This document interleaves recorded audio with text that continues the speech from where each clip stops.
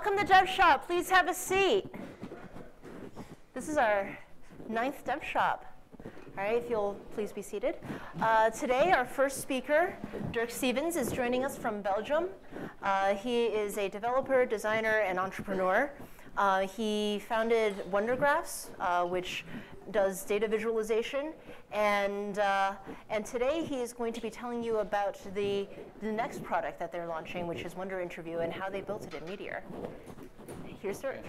Thanks, Jade. So good evening. So WonderInterview and Meteor, and just to give you a quick introduction about what application that I'm building and what Interview really does. It's all about data analysis, and it's actually about making data analysis as simple as search. So imagine you've got a spreadsheet of data or a table of data, and you just want to get some information from it. Normally you would go into Excel, you would write some macros or do some formulas or go to an analytics tool. Well, with Interview, it's actually as simple as search. You can just enter a few keywords that pertain to the data that you want to analyze. And what Interview will do is it will present you with a number of analytics and according visualizations that pertain to the search you just did. And then you just select what you want to know, and you'll get a graph. And you can change that graph. There's quite a few settings. There's filters. Here you can add Belgium to that graph. You can change colors. You can look up alternative visualizations. So basically, it's a way of making data analysis really simple. Now, I started working on this about 6 months ago. And the question really is, why Meteor, right? And I've got quite a bit of experience in building web applications, and WonderGraphs, the previous product that I created, is basically a best-of-breed product that brings all kinds of technologies together, like Backbone and Node and Less and Puppet to deploy and Nginx in front of it and Amazon. And it's really this more of an application building project. It becomes an integration project, and that's quite different. So I was looking for something that covers the entire value chain, that really allows me to focus on the what rather than getting in the way of figuring out what other technology that I should now start using. I love working in a single technology stack rather than a best of breed. I want something where client and server are integrated seamlessly. Seems to be very hard to do if you go to other technologies. I don't want to write another REST API. I just want it to work. But I do want my third-party modules to be working as well. So integration is really important. And then simple deploy, simple maintain. The one press deploy that's right now offered in Meteor. I love it. Makes life simple, and it's easy to maintain. So I don't really want to maintain it, actually, quite frankly. But community and support are important. So the go, no-go decision for me about 6 months ago was, can I build this application with Meteor as it is right now? If a Meteor would drop on Meteor, can I still continue? And in my test that I did, that answer was yes. So I started. I know it's a bit corny. But let me tell you how I felt. I felt like I was emerging from the coal mines of Backbone and Node and all kinds of technologies, and I came out, and this is what I saw. It's like this breath of fresh air, like finally something that actually addresses my real problem. So here's how I started structuring my application. Basically, I've got my client folder, the public folder to put the assets into, packages, of course, and then the server part. And I'm talking about managers because that's the way Tom and Sasha referred to it in their Discover Meteor book. But basically, there is the compatibility folder, which I'll talk about a little bit later on.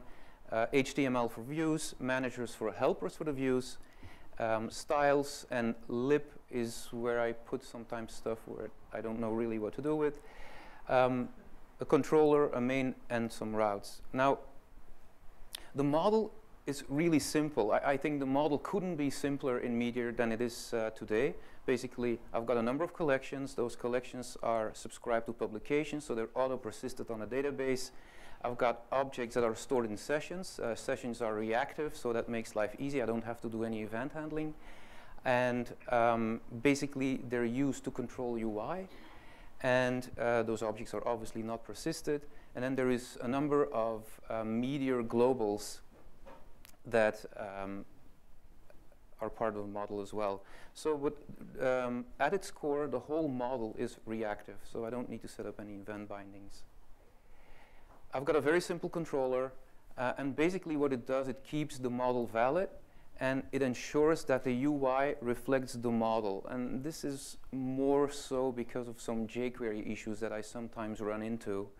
But as soon as Meteor UI will arrive, then probably that controller will not have to do anything in the UI anymore. Here's an example. You know, I just use Meteor autorun.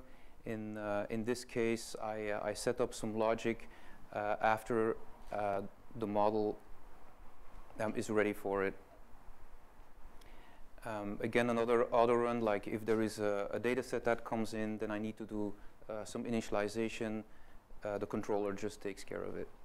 It's that simple, really. And when you use autorun, you just know everything will be in good order all the time, and that's really critical. The views, my views always reflect the model. So the views react to what's in the model all the time. So there is no manual DOM manipulation that happens except when I have to, that I need something from jQuery and that it's impossible to do reactively immediately. So the views, what I do is I create most of my views at application initialization. So I make sure that most views exist and I hide the most of them. And then later on, when I want to apply jQuery behavior, I know the elements exist and it's just a matter of applying them. And I also know that Spark will not re-render them and I lose the behavior. So this is what it looks like. So basically, this is my main view. Basically, when the user is in the application, I render the application template, and otherwise I render templates that belong to the website that are public. And the application view contains, like I said, a whole lot of initialization of views that I need, but maybe not at that particular time. And then a reference to the render page, which is basically one in four pages, one in the four main pages that the application uses. Now, like I said, the handlebar templates contain a minimal amount of logic. All the logic really is stuck into helpers. And the helper logic always works off the model. And this is how that looks like. For example, in my dataset template, I have a dataset title and I have a ready for grid, and those come from the helpers. You can also see that the dataset title is isolated, so when that changes, I don't have to reinitialize the grid because the grid is a jQuery component. And here you can see those helpers. And usually I try to create one helper per template unless it's absolutely necessary to split it up because of an isolate, for example. The fourth big element in an application, my application, is the routes, and I'm very grateful to Tom Coleman for creating such an excellent router because it's an important point in my app. But what the routes do, it only sets state, and because the controller reacts, the views react, and I don't have to do anything else other than set state. So, for example, if I have a welcome route, then I just set a number of sessions and based on the reactivity of those sessions, collections will be updated or elements will be shown or not, but that's all I have to do. I don't have to do any DOM manipulation. It's really simple. So all my routes are defined like this, and it may get a little bit verbose, but you get a very good overview of what's happening in your application. So that's really how the application is built. It's built on 4 major elements. The router provides input to the model. Obviously, the views via the router provide input to the model, and then the model is controlled by the controller. And there is this dotted line, and that dotted line is only there when I need to update some jQuery components as well. As soon as Meteor UI is here, that line is gone.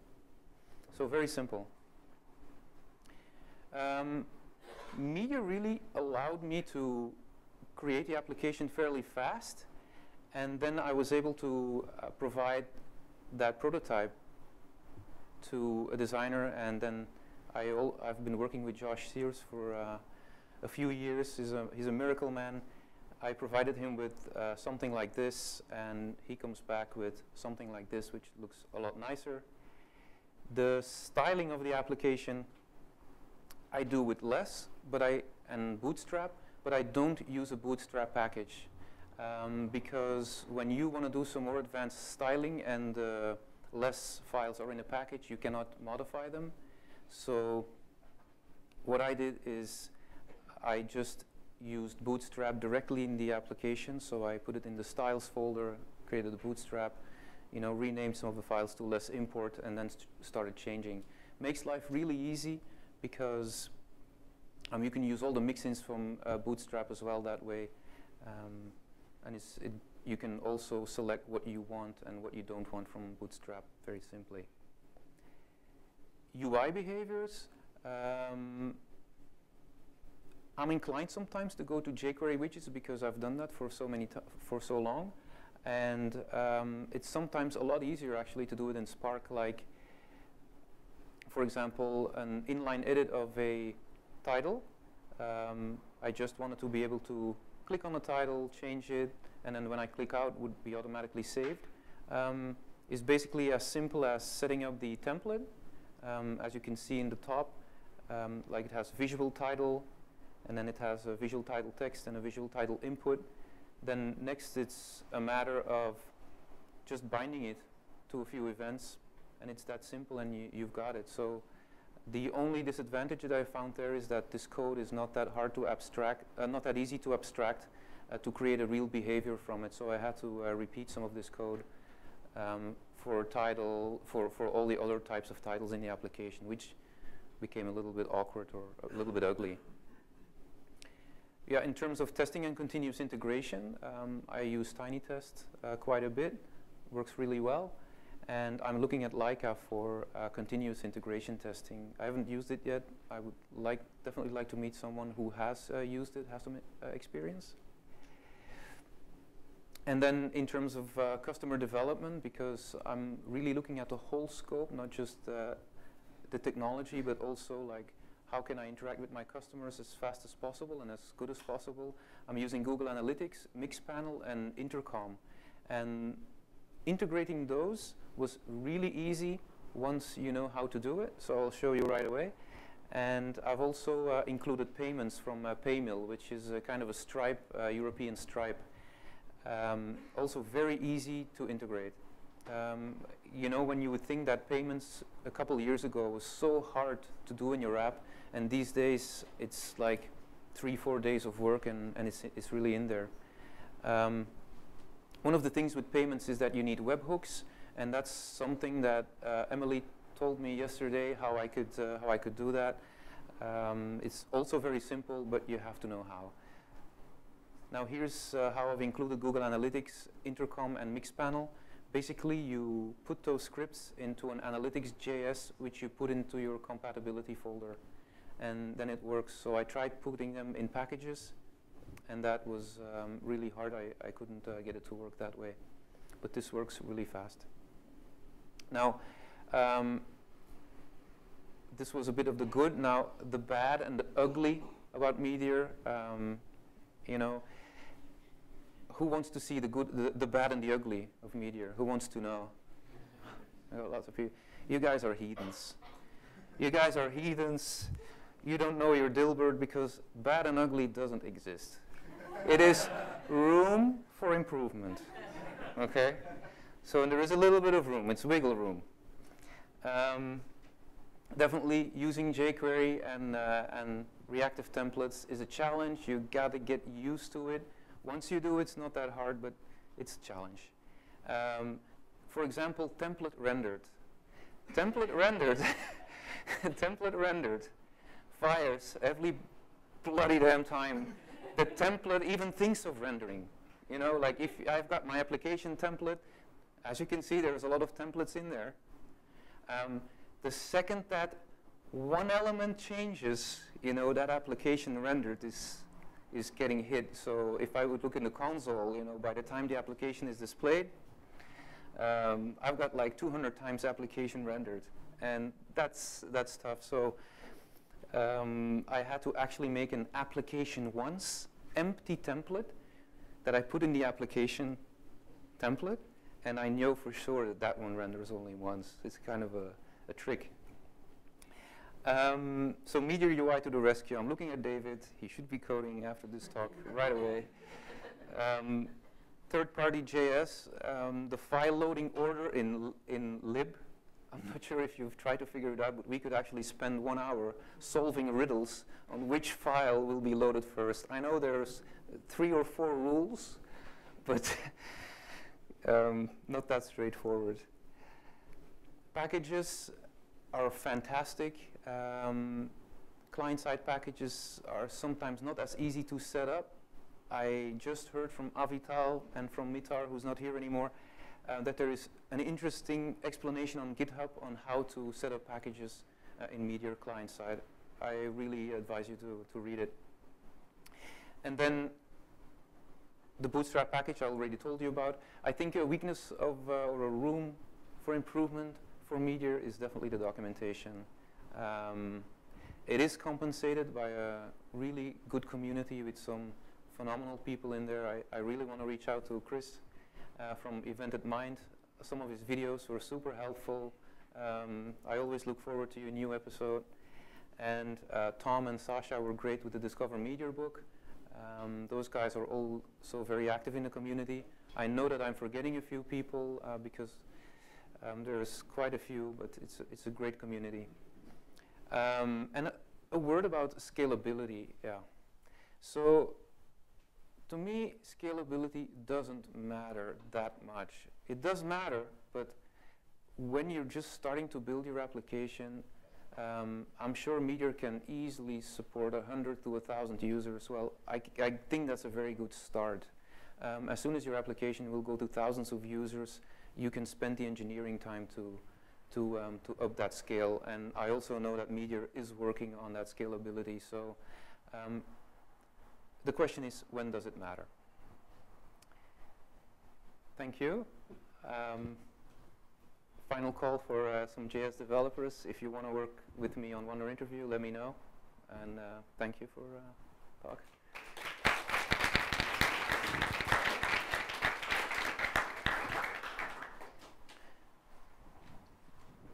All right. Any questions?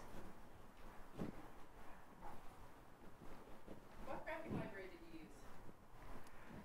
The question is what graphing library I'm using. I'm using D3 with a homebrew layer on top of it. So all the graphs are rendered in the client. They produce static SVG, and I'm at the moment I'm inlining them into the app.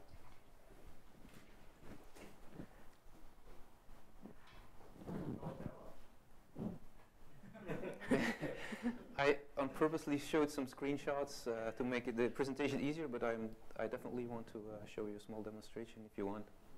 Yeah. All right.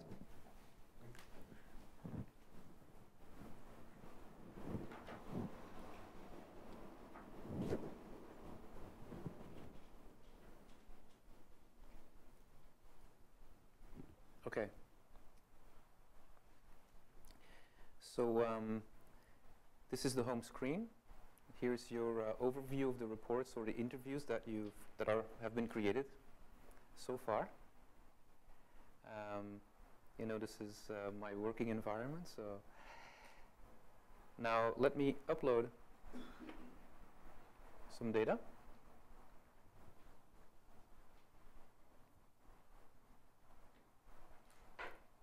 And this is a CSV file. So this is what it looks like.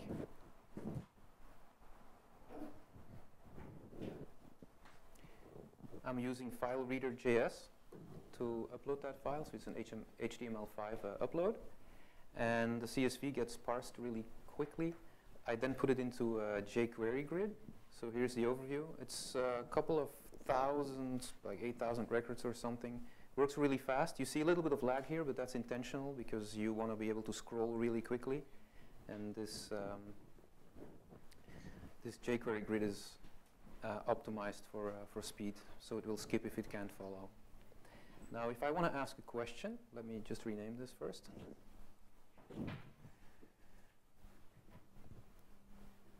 All right. Now let me ask a question. So let me just type something that I want to know something about my mean cost, and I want to know something with product. I just press enter, and this is what interview tells me. It found 1 analysis and 6 visuals. So let me select this one, and it's being inserted into the new interview. I can actually, of course, change the name of this interview.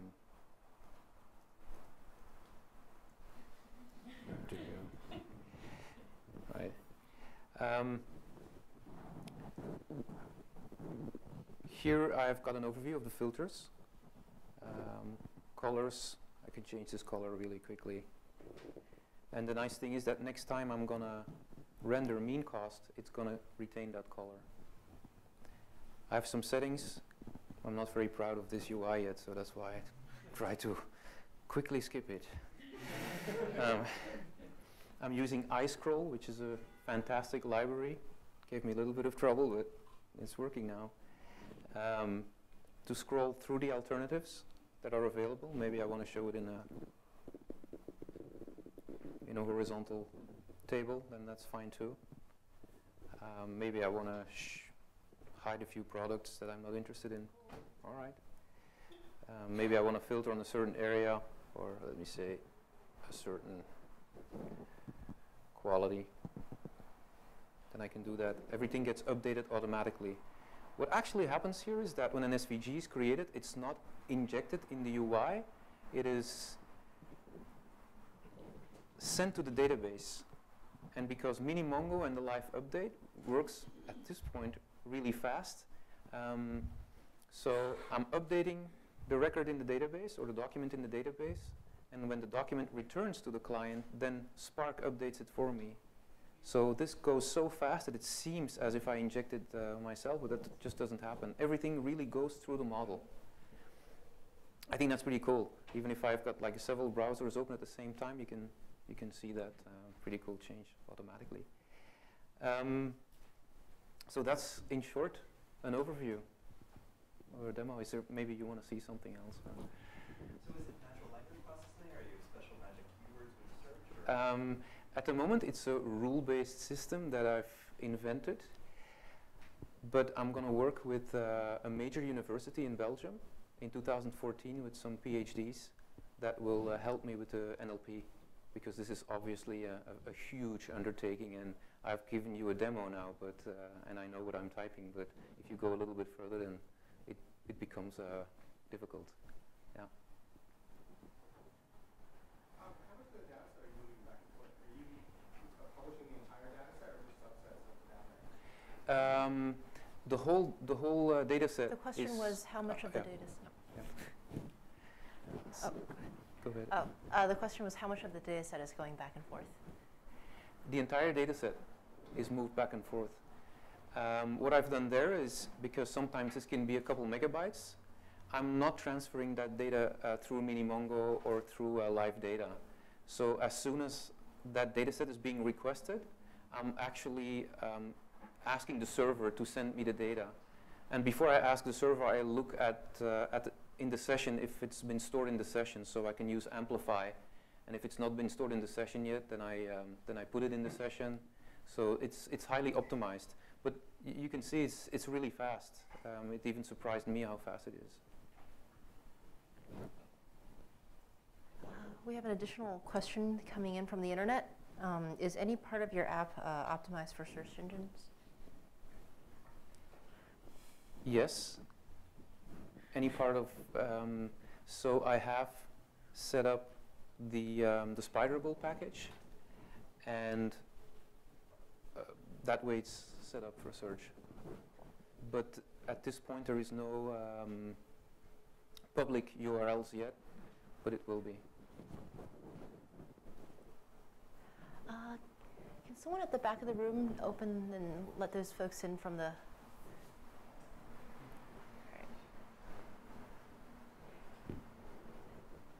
There's some seating along the couches. Do you guys have any questions back there? All right.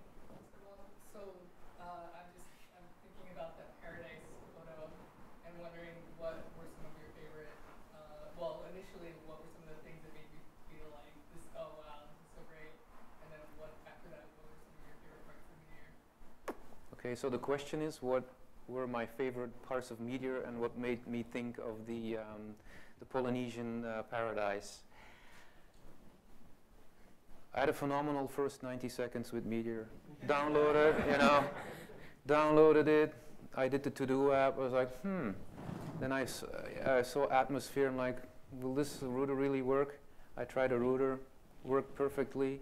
So that combination of the to-do app, which was then stored immediately on the server, it was so simple, so super simple. I made a few changes, it immediately worked, and I made a router on top of it. And I still like that reactivity. It makes life so simple. I think my application is built up so simple. A model which is, you don't have to do anything about a model, you don't even specifically have to define it because it comes from subscriptions. It's stored in sessions. I mean, how simple can it get? You have one file, which is a controller. It's not even 1,000 lines of code. And the model and this controller make sure everything is always valid. That's just perfect. And then just really, when you look at it, a simple number of views with a few simple helpers, and the whole app is just working. For me, this has been an amazing experience. Cool. Thank you, you. Dirk. Thanks.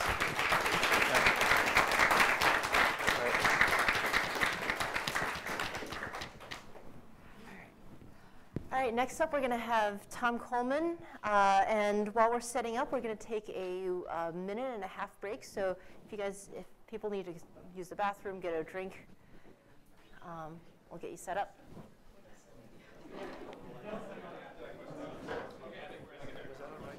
Yeah, that was great. Yeah. All right. Tom.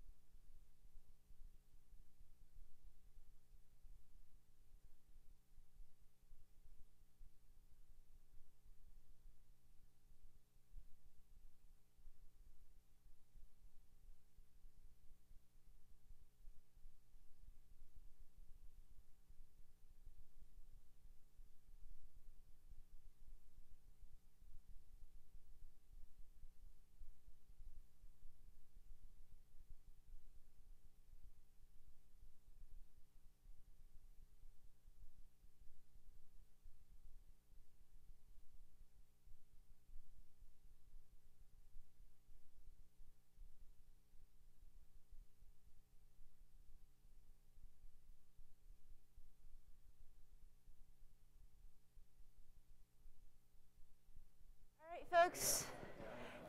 If you'll have a seat. All right. Folks who are in the lobby, feel free to come on in and grab a seat. We got some room over on the couches over there. All right. Let's, yeah. Is it? Oh, okay. I see. That's. Well,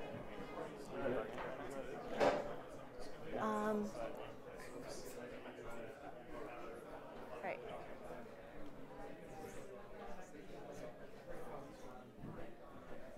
All right.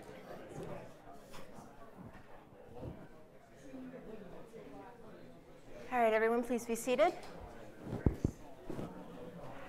Next up, we have Tom Coleman and his buddies at Percolate Studios. If you've heard of Discover Meteor, the book, or used Atmosphere, the package repo, or Meteorite, you are familiar with Tom Coleman's work. And today he's going to be telling you about the new stuff that they've been doing at Percolate Studios, particularly the app called Verso, and getting into the App Store.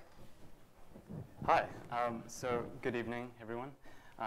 My name is Dominic Nguyen. I'm one part of Percolate Studio along with Tom Coleman and Zoltan Ola. So I'm really excited to be here to show you the project that we've been working on for the last couple months. First of all, thank you, Jade and the Meteor team for having us and hosting this wonderful event.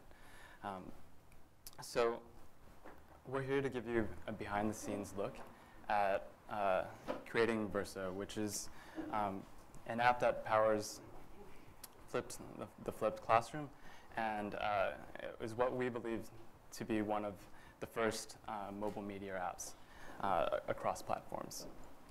So Percolate, the backstory is that Percolate is partnered with a forward-thinking education company called Learnology to kind of power a learning approach called flipped learning. We think it has the potential to really improve student performance and teacher efficacy. So we're really excited to be here. I think that was going to happen. Luckily, my phone screen wasn't up at that point. Yeah, so we're just going to tell you a little bit about the app, show you the app, and then talk a bit about the technology involved.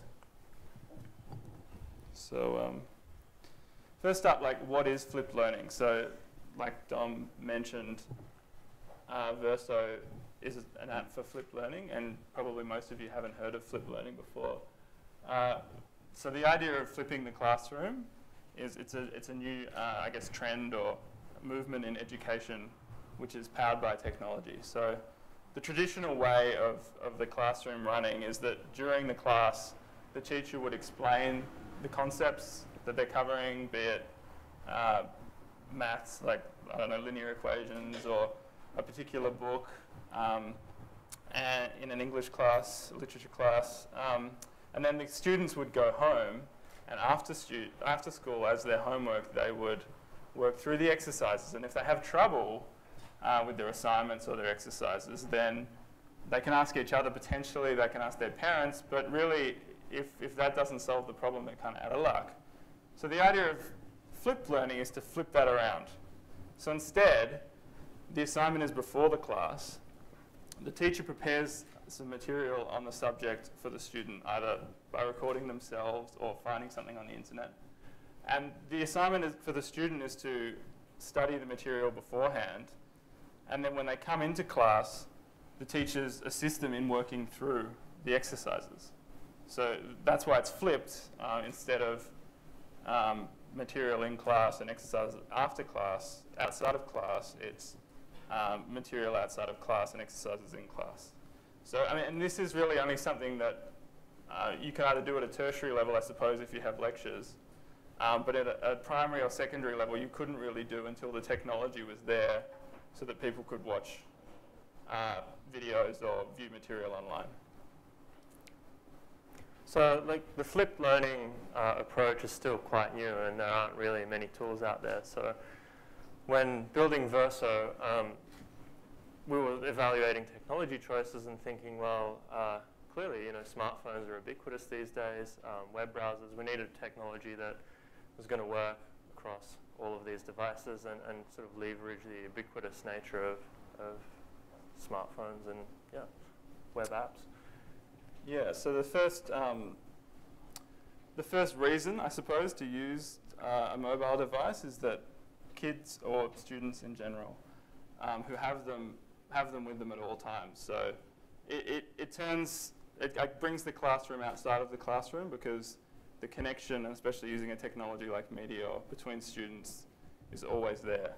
So that's like a motivator for using mobile devices. Another one is the interactivity of it, because they're watching a video, like they're consuming content through the device, which is what they're used to as a rule. And then they're interacting directly on the device at the time. So again, the classroom is brought outside of the classroom, and the students are. And that same dynamism, I want to interject in that same dynamism of being in the classroom where students are talking and conversing with each other in real time, that's really powered by the technology that we have, and it wasn't possible before. So the last piece of the equation is this idea that learnology is famous for, called precision teaching, which really uses the information gathered during this process to focus the lesson plan and the teaching that happens. So the big advantage of the students consuming the material before the classes even started is that the teacher can be gathering data about the students and what they know on the subject before the class has even started, so that the lesson can be absolutely tailored for the class as they are, not as the teacher anticipates they will be. So yeah, I would like to show you Verso. It's on the App Store right now. So I'm just going to do a little demo of the app. Hopefully this will work. Okay, there we go. So this is Verso. So yeah, just have a look. Keep in mind that this is a Meteor app running on the phone via PhoneGap. And I'll just give you a little demonstration of some of the features. So this is the teacher's dashboard. And the teacher has a set of classes corresponding to real-world classes. Within a class, there are students, so the students all have the app as well. So this class has 22 students. And then what you do with the app is that you create flips. So a flip is the name for this homework assignment that the student has before class to consume some content. So what I'm going to do is I'm just going to take this existing flip and edit it rather than making one, because there's some typing involved and it's kind of hard to do on the fly. So what you can do with a flip is you have to set some instruction and title for the students. That's fine, don't worry too much about that. But what you're able to do with the app is link to content in 4 different ways. The first is recording your own content using the device, which is, of course, not something you can do with a normal Meteor app. You need to have a PhoneGap or other wrapped native application. You can link directly to a URL, so the teacher can link to just something on the internet, be it any type of content, really. You can choose a YouTube video from your YouTube channel. Mine's full of test videos of my cups. You can link to a Google Drive, something from your Google Drive. Or, and this is the fun one, you can record. So I'm just going to take a photo of everyone. There we go, that looks nice. And it goes ahead and uploads it to the server, and there you go. This is our flip. So there's not a lot to see here because the students haven't done anything yet. So I'll take you to a flip with some data in it. So here's a flip that's not totally contrived. Well, it's on endangered species. So the idea of the process is that the teacher links to some content. This is a video. And the students watch it, and then they have to answer a question. The first reason for that is just so you know that the student have actually watched it. But the second is the data gathering aspect, the precision teaching. So in this case, the question is sort of, what do you think this commercial is all about? And you can see here that the students have responded as they're supposed to, and then they can also comment on each other's responses. So here's Sally's response, and Susie has responded to it. They can also like things. There's some other functionality, and one of the more interesting features is the grouping functionality. So I just hit this group button here. What that does is that I can group together 2 or more responses from students that I think are related. And the idea of this is that the teacher is now planning their lesson already before it's even started based on the data that they've got. So perhaps I've decided in this case that Jared and Maddie are both kind of on the same track, or maybe both need help with the same thing, or I guess whatever else I want. Maybe I decide Susie and Jack are in the same boat, so I group them. So there's another group. And when I come back, I've got my groups and sort of a rudimentary lesson plan of where to go next. So that's the basic idea of the app. Like, that's the process that's followed. The other thing that maybe is interesting to us is the credit screen. See, this is the problem. I can't turn my phone into airplane mode because I'm using an app on the internet. So this is connecting to the in-app purchases on the App Store. I won't actually buy the credits. That's why it says that up there, but I could if I wanted to. They asked me to sign in and pay $30. I don't really want to do that, so I won't. I think that's about it. Oh, stats, yes, thanks all. We've got a graph here which doesn't have any data in it right now, but as students create data, in real time, we're graphing the information, which is kind of neat. Yeah. I think to sum it up, Verso helps teachers prioritize and figure out the pain points that their students in their classrooms are having with certain subjects. And it just helps students engage with each other more as well. Exactly.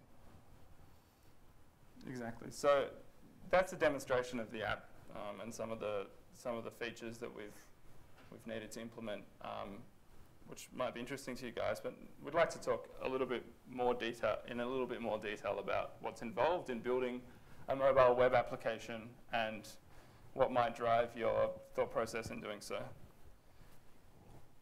So the first thing we wanted to talk about is some of the worries that we had before we started the process. We'd never built a mobile web application at all, let alone one in Meteor, and we were aware that not many people had done that either. Yeah, so to run through the list. I mean, slow devices, yeah, that was a big one for us, especially when you're writing a phone gap application. Now you're dealing with Android, like Android 2.3, slow Android devices, faster Android devices, such a fragmented market, so that was a big one. And the idea there is that we wanted to reach out to the devices that students actually had. Yeah. Whether not all students are going to have a gold iPhone 5S, so so that was a big worry.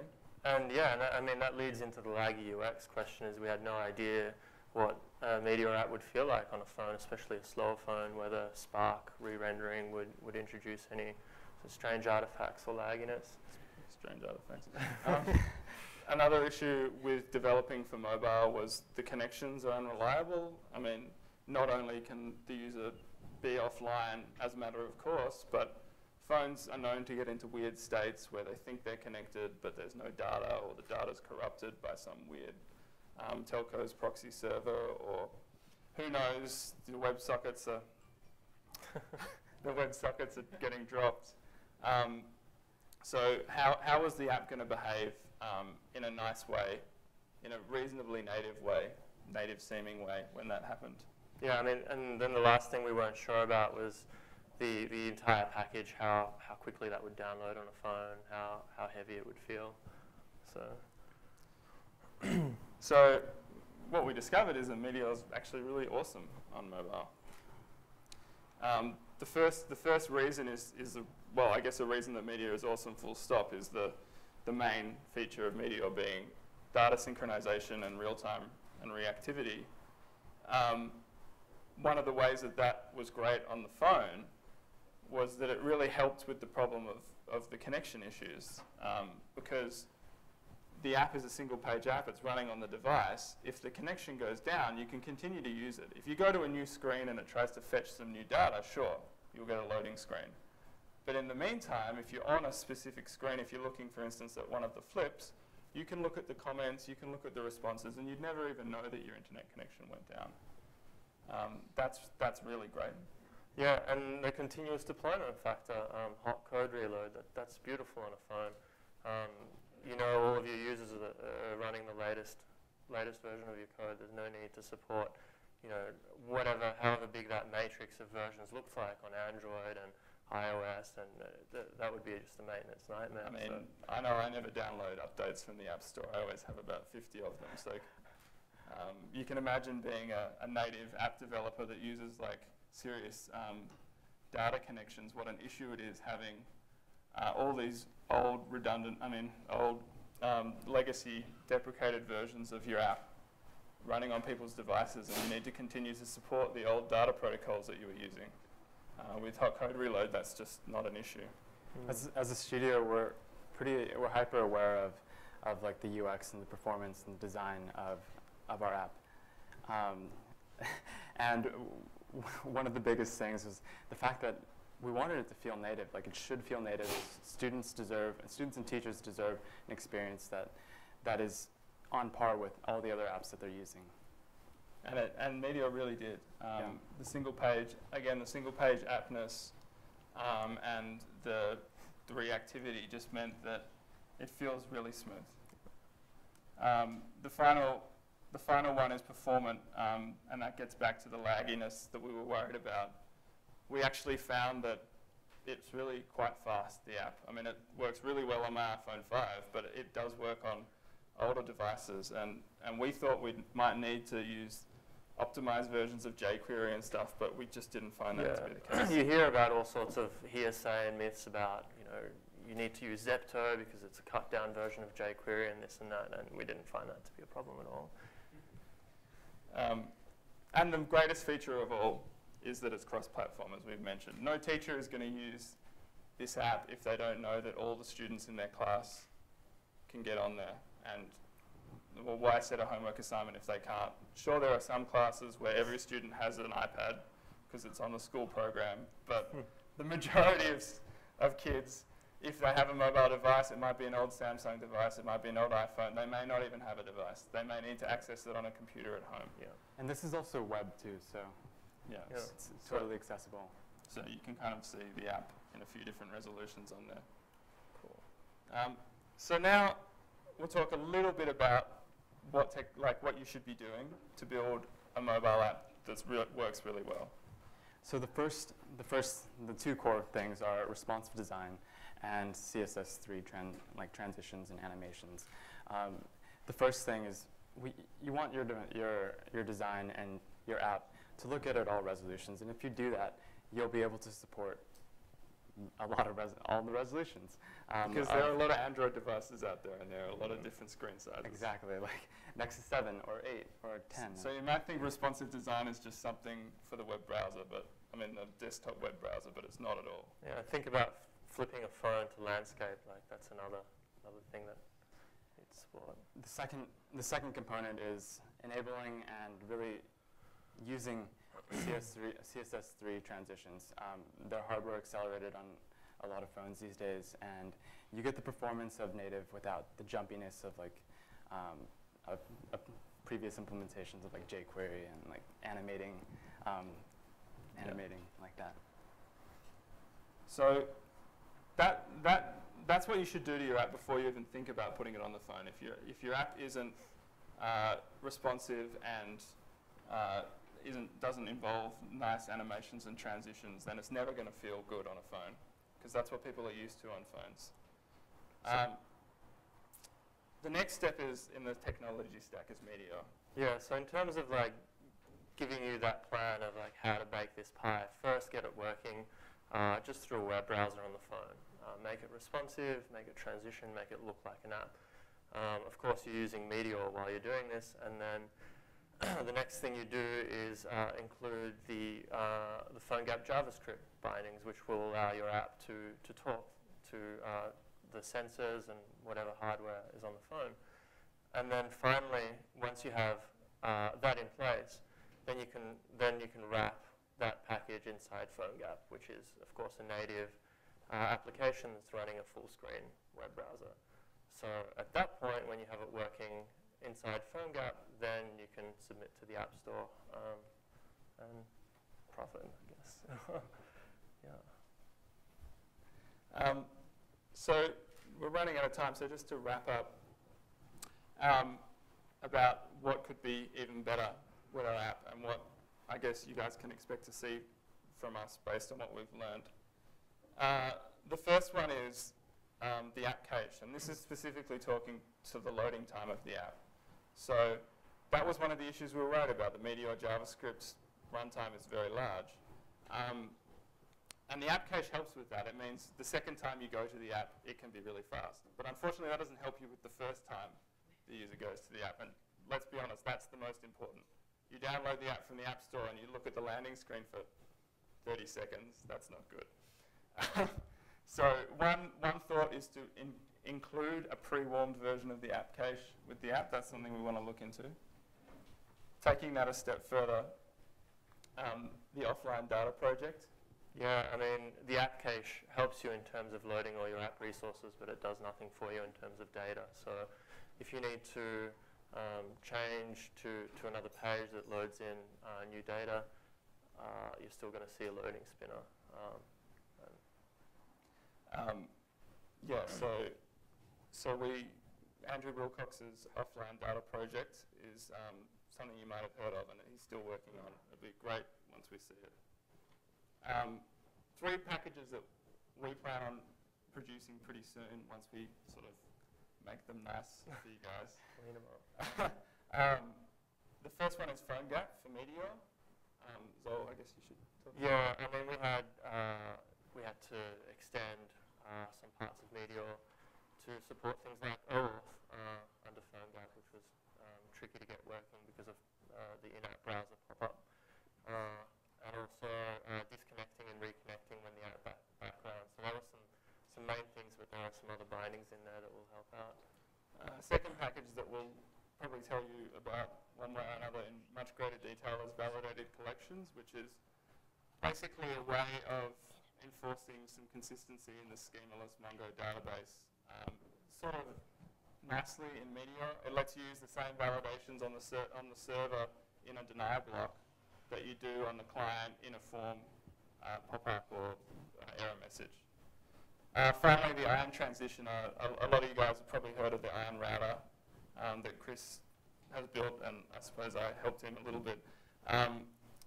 The iron transitioner is a package that will be coming very soon that gets those nice transitions going with the iron router, and there's quite a bit of complexity involved there. So that's it. Thanks a lot for listening to our talk. Yeah, come and ask us any questions you like, and we'll be releasing a lot of more detail in terms of blog posts and stuff and those packages in the near future when we can. So.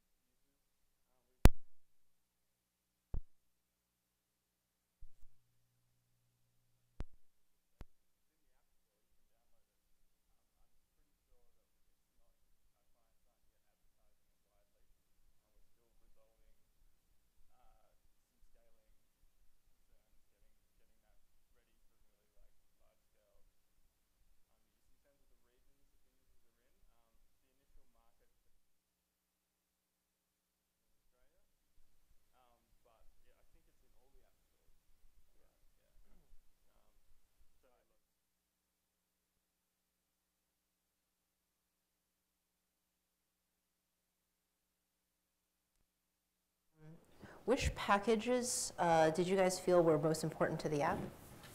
Good question. Which packages were more, I don't have to repeat that question. I'm sorry. Well, obviously, as I mentioned, the iron router was really important, and in terms of properly waiting for subscriptions, that's something I didn't mention during the talk, but when you're on mobile, publication design is like really important. I mean, it's really important in Meteor anyway, but you want to send the minimum possible data down to the phone. And waiting, so we tend to have lots of different publications on different screens, and being able to wait properly for them was really something that we needed the router to support, and that's, in my opinion, the greatest feature of the iron router. I think Chris probably disagrees. Another one that we used was the collection hooks package by, I think, Matthew Bouchot, I'm not quite sure how you pronounce that, which allowed us to use the validated collections, and it's also related to publications to get a lot of caching and denormalization of data going in a really simple way. So yeah, we find it better to use collection hooks rather than method calls to create data. It's really nice to be able to use insert, update, find, and then let collection hooks do extra data manipulation. And validated collections, check it. Yeah. One more question. Let's do 2 more questions from the room. Abigail. Did you, so most of the approaches I've seen with the phone gap have wrapped the phone gap around the external site. Did you copy the client code from Meteor into phone gap, or did you stick with the wrapper approach? And in the subscription to, or like publishing it to the App Store, did you have to have a mock-up? Like you have to have default screens for if the Meteor server wasn't available, and did you have to? Yeah, that's a really good question, actually. So the question was, are we running our Meteor app locally from the phone, the HTML, CSS, JavaScript package on the phone, or are we loading it in from our web server? And the answer is we're loading it in because we don't want to give up the ability to do continuous deployment. We want our users always to be running the latest version of the app. So the issue is, of course, that if your internet connection is down, then there's no app to load. And it's a really big issue, actually, in PhoneGap as it comes out of the box, because then you're stuck on the splash screen forever. It appears that your app has crashed if it can't connect to the server. So we actually patched PhoneGap to, after a timeout, it will actually load in a website that's packaged on the phone, which is sort of like a retry, failed to connect screen that allows the user to hit a button, and then we try and hit our external web page again. So our thought was that it is likely probably that App Store reviewers will unplug the internet connection and see what happens to your app. So they do. Well, that was we anticipated it, I guess, and that's how we tackled it. Geoff? And one question from the room. Do you know where Geoff is?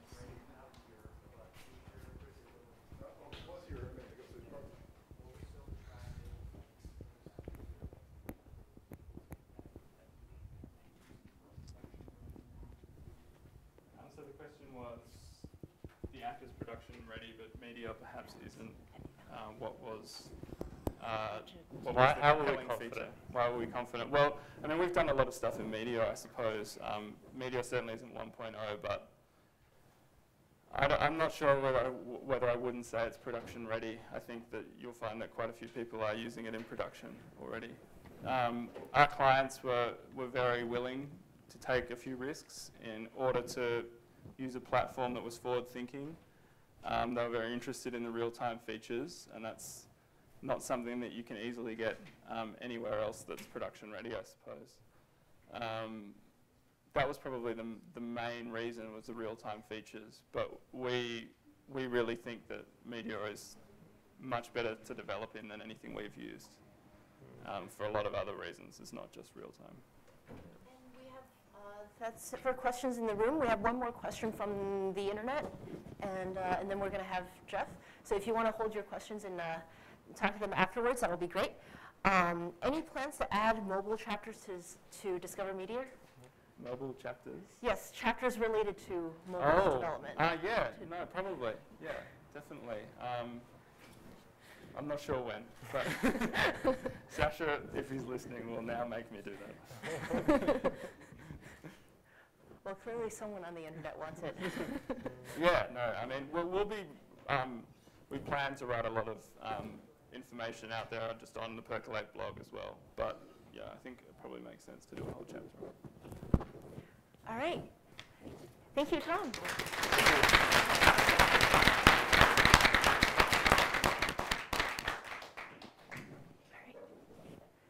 Next up, we have Geoff.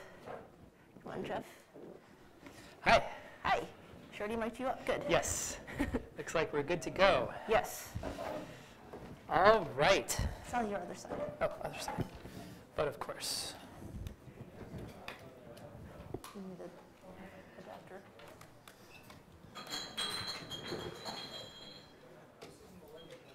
No, it is not.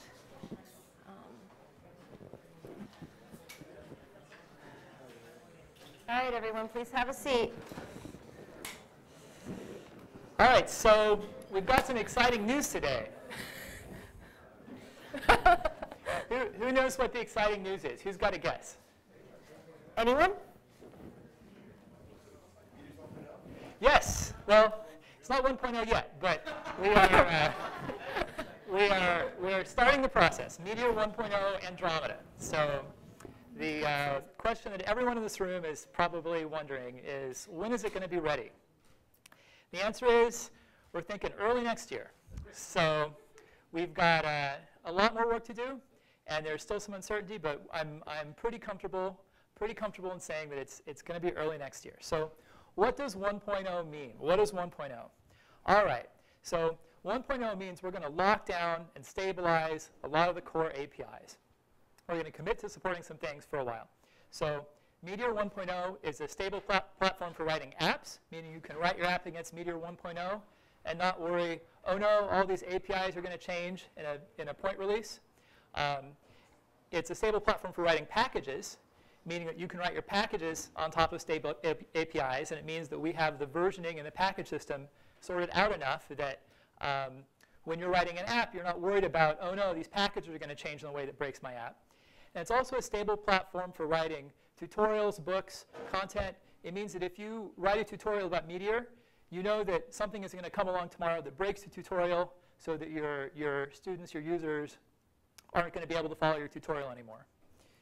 So, and the other thing is it's supported for production use. Now, many people have been running Meteor in production for a while already. So, but this is the point where we put our stamp of approval on it. We say, you know what, you don't have to be an explorer going out into adventurous new territory to get Meteor into production. We're ready, we're comfortable with you pushing it out there and us feeling responsible for you having a good experience, even if you are not ready to rack some bushes. So there's the core theme. The theme for 1.0, for Andromeda, is locking down the core. So our focus in 1.0 is on a small, stable, modular core that we can build on in the future. So what does that mean? Let's talk about modular. So what we're shipping in 1.0, what 1.0 is made of, what Meteor has always been made of, is a set of packages. And so each of these packages is each of them has a specific function. It's a good piece of, for the most part, systems level infrastructure functionality. So for example, the DDP client is pretty mature at this point. The reactivity system, each of these is a reusable module. And we have a standard stack of these packages that's called standard app packages. That's what you get in a Meteor template. So you can use standard app packages if you want.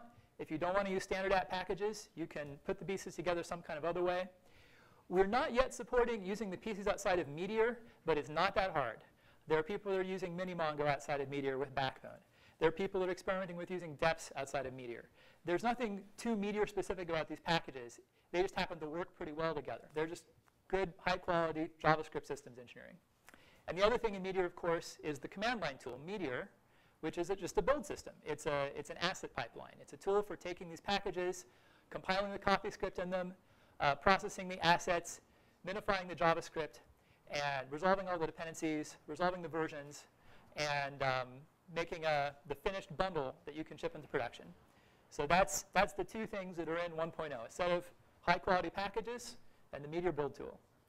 And by small, what I mean is, you know, like we originally thought we were going to have to build a router for Meteor 1.0. But there's some great routers out there right now. Like Iron Router's awesome. Meteor 1.0 shouldn't and won't include a lot of this higher-level functionality that people have already built that's great, that's in Atmosphere right now. Instead, for 1.0, we're focusing on the core. We're focusing on the stuff that has already been shipped, the system that all these packages are based on top of. And we're going to get that totally locked down. The data sync, the reactive templating, like the server environment, that's the stuff that's the focus for 1.0. Now, in the future, yeah, we might have a more comprehensive platform as some of this stuff gets so popular, so ubiquitous, that it needs to get folded in. It makes sense to fold it into core. That could happen. But for 1.0, the focus is on a small, stable core. So now let's get down into the details. Let's talk about some of the specific things that are in and out for 1.0. So there's a couple of big ticket items, the things that are going to be a lot of work for us in the coming months. So the first thing, something a lot of people have been excited about and have been waiting for, is an official package system. So we've gotten an amazing distance on top of Meteorite, on top of the current Atmosphere server, and on top of the package.js format I hacked together in 2 hours late at night a long time ago, and that I never thought anyone on the internet would ever see. Kind of mortified about. So we're going to get rid of the package, the hack that is package.js. We're going to have a finalized way for defining a package that's going to be the stable, official, finished way. And along the way, we're also going to resolve some of the things that are weird mismatches between apps and packages, like the fact that you can't define a load order in an app. So a lot of that stuff is going to get straightened out and resolved. We're going to fold Meteorite into Meteor, meaning you're not going to have to install a separate tool to use packages from Atmosphere. You can say Meteor add and a package in Atmosphere, and that'll work fine. We're going to make Atmosphere into an official supported service, since it is kind of the basis of our ecosystem that we're building together. And the other thing, and probably the thing that's like a ton of work of these four things, is tightening up some of the package versioning. Because probably a lot of people have had an experience where you type Meteor update, and then suddenly your app breaks because you're using these packages in Atmosphere, and the versioning isn't quite straightened out between the packages in Atmosphere and the Meteor releases. So we're going to tighten up a lot of that and give you a much more consistent and clearer experience when you're using Atmosphere packages in your app. OK, so that's already a lot of work. Big deal number 2, Meteor UI. So if you've been coming to Devshop for the last couple months, you've heard a lot about Meteor UI. So Meteor UI is it's a 3rd generation real-time templating engine. So we're on iteration 3 of this. And so the question here is, one of the big things people love about Meteor is I just write this template, and it's not like Angular. You have to put all these tags in a special language. It's just magically reactive in real time. And that's a hard problem. And based on the experience we've had having this be in production and seeing how people are using it and seeing all the things that people want to do, we have a 3rd generation engine for this. It replaces Spark. And it is much better if you haven't had a chance to use it. Because if you try to do weird things, or things that Meteor UI thinks is weird, it works much more easily and naturally. So we're eliminating preserve and isolate and constant and landmarks and all those tricky details that people had trouble working with. We found a way to make all of that unnecessary. It re-renders far less frequently, so you don't have to think, oh no, when is this template going to re-render? I have to think about that. It solves a huge array of issues. Literally, if you look at in GitHub on the tracker, by far the most common issue is someone having a problem with some corner case in Spark that they weren't able to figure out. So this is going to suck a huge amount of friction out of the Meteor user experience. And it also means that a lot of times when you're integrating with non-Meteor code, when you're just saying, I should be able to use this jQuery widget and it should just work, it now will just work. So what's definitely going to be in 1.0, we're definitely going to land this new engine that solves all those problems. We may keep the existing API, though. We also have a new API, which is really the Meteor UI API that goes with this new engine, that makes it much more easy to define these reusable widgets. It's object-oriented. It lets you encapsulate reactive state in this widget. It lets you configure the widgets. And it is a much better tool, especially if you want to take your widgets and package them. Like if you want to make a type-ahead search box, or you want to make a date picker, you want to put that in Atmosphere for other people to use, it makes that much easier. So if we can get this into 1.0, we will, but we're not going to block 1.0 on it. It might be something that is optionally available in 1.1 or 1.2 that you can turn on if you want it. Big ticket item number 3, we have been doing some amazing scaling work over the last month or two. So the big news is we have a new Mongo connector. We have a new real-time Mongo connector. And what it does is it acts as a replication slave to Mongo. So it connects to your Mongo cluster and says, hey, I'm a MongoDB too. Why don't you just tell me everything that's changing in the database? And then it uses that to drive all the updates, pushing those updates down to all those tabs that are open. So that's far more efficient. And in our benchmarks, we're already seeing an order of magnitude improvement just with the proof of concept of this. So I think that, and I think there's a lot more headroom on there. So this is really going to let you get into production with a different scale of app once this lands. And the other thing is, we've also been, many people have been running multiple back-end processes already with Meteor, but we're going to document that, tighten it up, work out what the best patterns for that are, and there's a little bit of framework level support we're probably going to add for it too. So what this does is, so for example, we have a benchmark internally where we run 20 Meteor processes. We've got a DDP load balancer that balances over them, and then we have this real-time Mongo connector that acts as a replication slave to Mongo, and it all works great. So all this will be in Meteor 1.0 as well, locked down, ready to go in production. And big deal number 4, that brings us to a big question people often have is, what's the best way to operate a Meteor application? Like, how should I set this up in EC2? How should I make this run? There sure is a lot of work. I don't want to do it myself. So Galaxy is our solution for a turnkey Meteor deployment experience. So it takes the Meteor deploy command everyone's probably used, and it lets you Meteor deploy to your own servers. So you can install the Galaxy AMIs on Amazon, and you can type Meteor deploy, and your app will go right to your server. It just works. It scales. And all the things we're talking about will be incorporated, as well as like the best practices for operating your app. So it's our first commercial product, and it basically does for DevOps what Meteor does for development. It's kind of the vision for Meteor, the other half of the puzzle. So there'll be at least an alpha of that available for the 1.0 release. So you can get into production using Galaxy if that's what you want to do. Right, so those are the big ticket things. Going to be a busy rest of 2013 for us. This official revamped package system, the new Meteor UI engine, this increased scaling work with acting as a Mongo replication slave and running multiple processes, and also at least an alpha release of Galaxy for everyone to start getting their apps onto. So OK, we can also talk about some of the smaller decision points we're going to make. So databases. We're going to focus in on making a great Mongo experience for 1.0.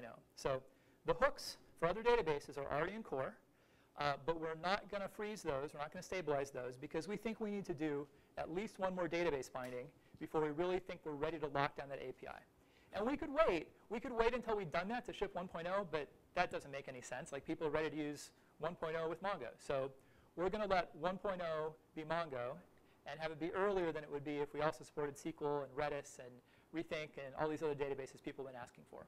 But that's definitely going to be a major project once 1.0 is out the door, to start locking down that API. And part of the reason for this is there's a lot of work to give a great experience with a database, an experience that's as good as the experience we give with Mongo.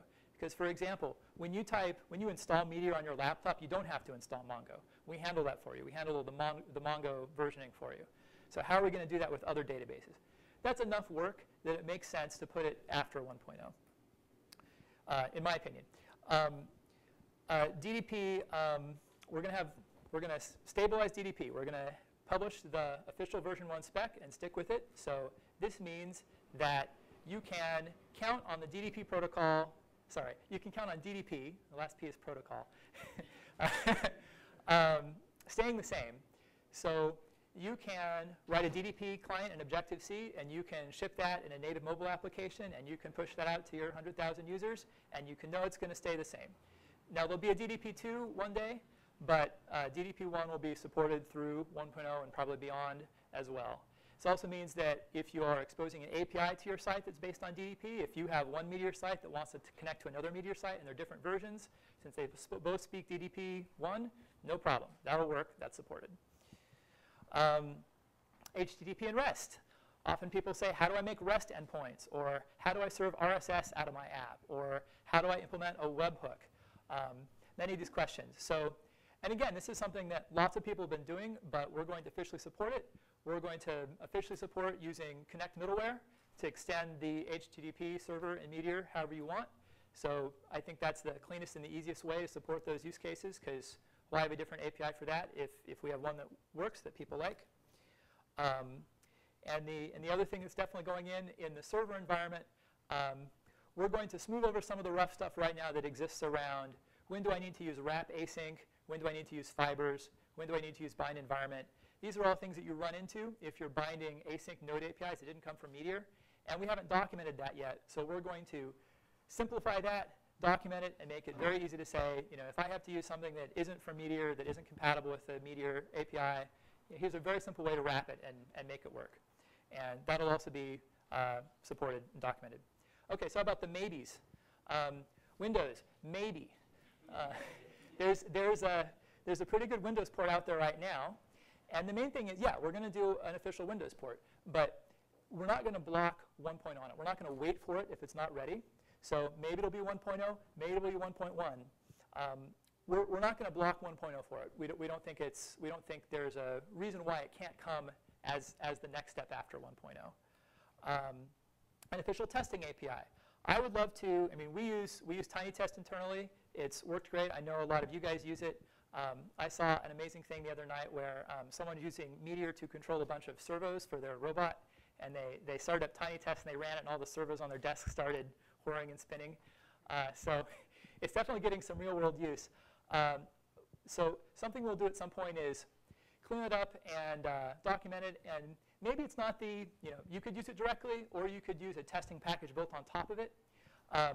Will that be in 1.0? Again, since it doesn't have tight dependencies on the rest of 1.0, we're going to say maybe. If it's done, yes. If we have time before our target, yes. If not, maybe it's 1.1. The other thing I think on my top 10 list of things that people want in Meteor is a higher level publish API, something that makes it easier to do joins between multiple collections. And that is, I would love to put something in there that helps with that. It's also something that can be addressed in a package. And it's something that could be addressed in a 1.1, because we're not going to break the existing API. So if we have time to get it in, awesome. If not, it might be 1.1 or 1.2. So that's the current thinking, all right? So this is a starting point for discussions. This is to start the conversation about what you want to see in 1.0. The reason we do DevShop every month is, to listen to people, to figure out what you want, to learn about your applications, to learn about what you're trying to get into production, to learn how your packages are going. And so let's I want to know what people think should be in 1.0. So if you think that there's something that we absolutely need to have in there, that we need to get into that lockdown core of APIs, let me know. If you think there's something that, that would be nice, but I don't have to have it, maybe this is too early, let me know that too. So we're going to be finalizing this, probably over the next, try to have a pretty good idea over the next couple weeks, so that we can plan our time and get through this aggressive and ambitious development agenda we've set for ourselves with those big ticket items. So now's the time to let us know what you think.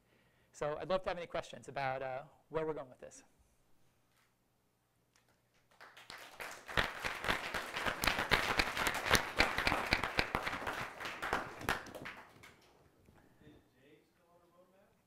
Not for 1.0. So the reason for that is because enough work. The question was, is Jade still on the roadmap? Is Jade still on the roadmap? Other templating engines. Thank you, Jade.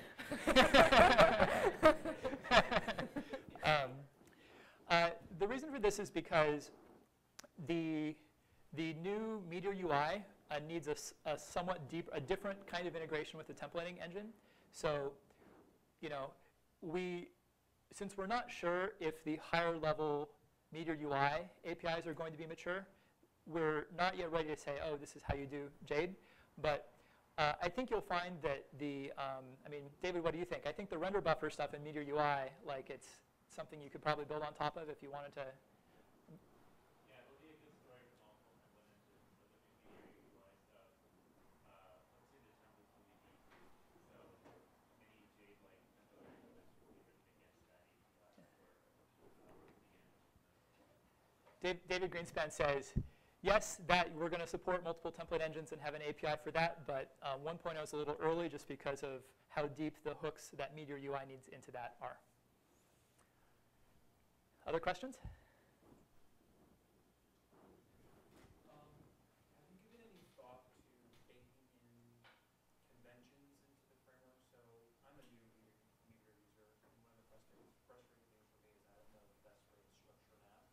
And reading the tutorials and the support Meteor book, there have these patterns have kind of emerged, like creating client directory and server directory, putting the right files there. Mm-hmm. Has there been any thought into kind of adhering to more of a convention or configuration approach? So the question is, providing more guidance in the framework about the best way to lay out your Meteor app, the best way to structure your directory tree, the best way to structure your namespaces and your templates. And the observation that, well, you can learn a lot about good ways of doing this from Discover Meteor or other books that people have been written and tutorials that exist. Are we going to put that into the core of the framework? And did I get that right? Yeah. And I think for 1.0, not really. It's because we are seeing a lot of experimentation with different ways of doing this. And I think we just need to see a little bit more how it goes. Also, since things like routing and forms, we're going to go with the stuff that already exists around that rather than trying to bring that into core. I think as that stuff starts to enter core is also when some of this, these core patterns are going to get a little bit more standardized. So I think that's definitely something that over the course of the next year is going to be a major topic. But it's just a little early still to say this is the one right way. Hopefully there'll be a couple right ways or maybe one right way that emerge just as people write apps and write about the best way to write apps.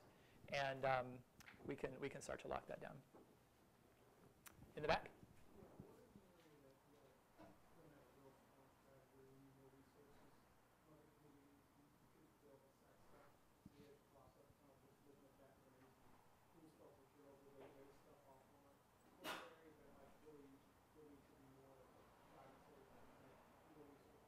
So I'm sorry, I heard about half of that.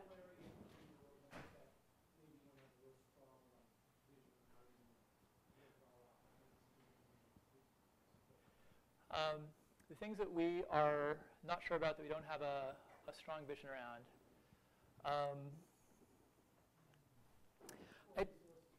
Yeah, or resources. I think the things that are would be the biggest help right now is there's so much exciting stuff going on right now in Atmosphere around the packages that are slightly higher level ways of looking at the stuff that Meteor gives you. So I think like the stuff that's going on with forms and routing and schemas and models, I think that's like very interesting right now. And I think that's really what's pushing the evolution of the platform forward. The other thing I'd say is I think the other big thing, like the other, there's a dam that's about to burst. There's a lot of water, kind of welled up behind this dam, which is SQL support. Lots of people want SQL support. Or like relational database support is a big blocker for some people to look at Meteor because, for example, they've got a database that's a SQL database that has all their data. So I think starting to figure out what would that look like, because we've got such a great thing going with documents, and it's like so easy how this works. Is that going to be an ORM? How does that work in Meteor land? So I'd love to see some thinking and experimenting around that. I'd love to see some thinking and experimenting around the best way to build a real-time connector to a SQL database, the way we built this real-time connector to Mongo databases. Maybe it's based on triggers, maybe it's based on replication, a couple different ways you could do it. I think that's really the next frontier. The other thing is, as we get into, when that second batch of Meteor UI work lands, the components, it's going to become possible to make reusable reactive components, meaning it's going to be really easy to make these like type-ahead search boxes, all kinds of things, and drop them into your app. And so understanding how that works and how we can get the most productivity for people out of that is going to be a big deal. And I think those, there have been experiments for some of those APIs that you can see in the recorded Devshop talks from the previous Devshops, and it's something that's evolving rapidly. And I think we're in the not too distant future, we're going to see that stuff be a little bit more available. Is that fair, David? Yeah. Okay. I'm a little bit new to Meteor, so correct me if this is actually not an issue. But from what I can tell, I was just trying to figure out: has there been discussion around security features for the database, specifically around encryption? I don't quite understand. So the question is security features around encryption of the database? Yeah, so I want to understand, like MongoDB has some way of working around the issue of not being able to encrypt actual data records. So I'm curious to know, but there's ways to do that. Is this security if your machine is compromised and someone? Yeah, well yeah, to read records rather than having to encrypt before you store. I don't think we have any plans to provide framework-level record encryption for databases. I think that's probably something that you could handle either by running your database, like on an encrypted file system, for example, could be a solution. I'd love to talk more after and understand your use case better, so I can know more how we could help you in the framework. Animations. Well, that's like just one level of granularity deeper than I want to go in the presentation. But I think so that's coming in Meteor UI, and certainly, like David, shout at me, Avi, shout at me if I've got this wrong. I think certainly when we land the new object-oriented widget API, we'll definitely have animation support there. I think we're also thinking we might in 1.0 also provide animated list or a few like basic things that maybe get you 80% of the way there and got some hooks so that you can start playing with that. Because the whole engine's there. It's just a question of really polishing this API so we make sure it's what we want. It looks like we've got time for one more maybe. There's a question from Twitter as well. But yes, you first. Do you guys have current thoughts as to the order these guys might land? The order they might land. Rough thoughts. I mean, since this is still like in the discussion phase, so we want to know what everyone thinks. Like, it's going to be partly determined by what people tell us, what they think. But I would say, from a scheduling point of view, I think what's probably going to happen is, so Meteor UI, I think you're going to see the engine. You're going to see at least a preview release of the engine really soon now. And then I think depending on how that goes, we'll have a better sense of whether the object-oriented API is going to make 1.0. So this is happening, in parallel with everything else, and you'll see something in the not too distant future. Packages. This is probably something that we're going to be starting ASAP, and also will run in parallel with everything else. And haven't mapped it out yet, so I'm not sure in what order these things are going to land. There's a lot of work here. So I don't know. There might be some stuff before the end of the year. I don't know. We'll see.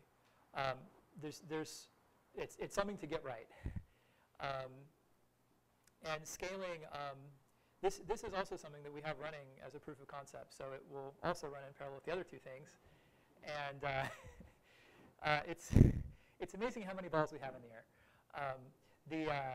And how well things seem to be going, given how much is in the air. This is in the state where there's a lot of details to go from what we have running to what's in something that we can ship. So it's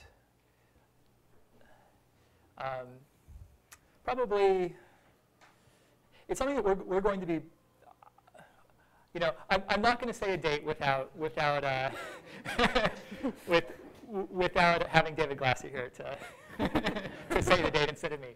But it's been going pretty well, and it works. So it's a question of getting out there. And so I think that the main thing is we're going to be running these threads simultaneously.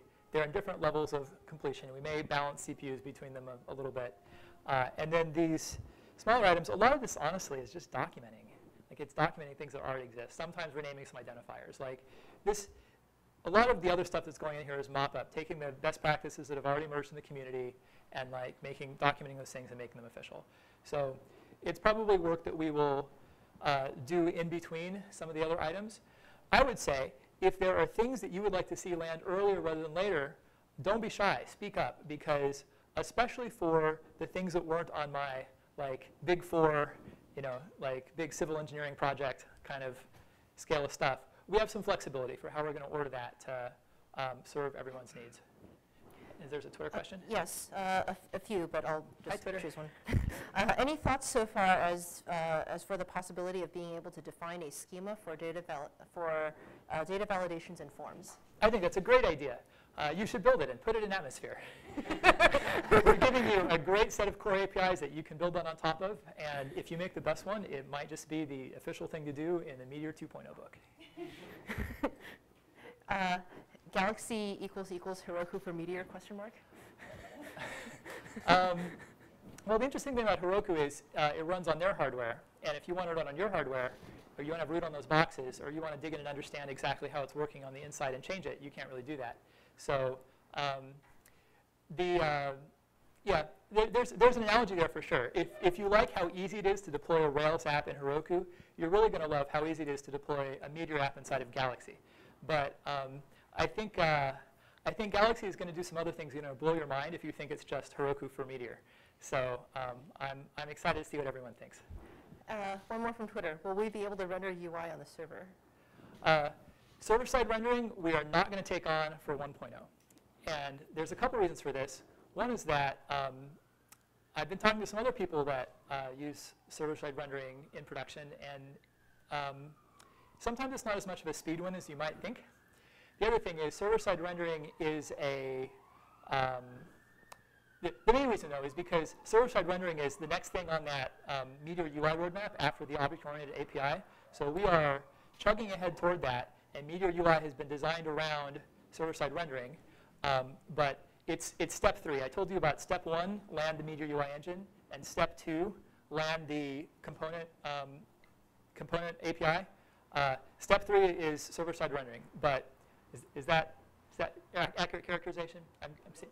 Depends on being able to like start up subscriptions on the server and on some of your application objects. So there's a whole can of worms there. Yeah, David Greenspan points out that there's also a can of worms around running subscriptions on the server, and just there's some existential questions about like code that is server or is client true when you're running client-side code on the server. That's a chin scratcher. So there's some things we're going to have to straighten out to work that out. So it's another one of these things where we are working hard toward it, but we're not going to block 1.0 toward it. So that's not saying it's going to take long. It's going to say we're not going to block you from having 1.0 until that's done. And do we have time for one more?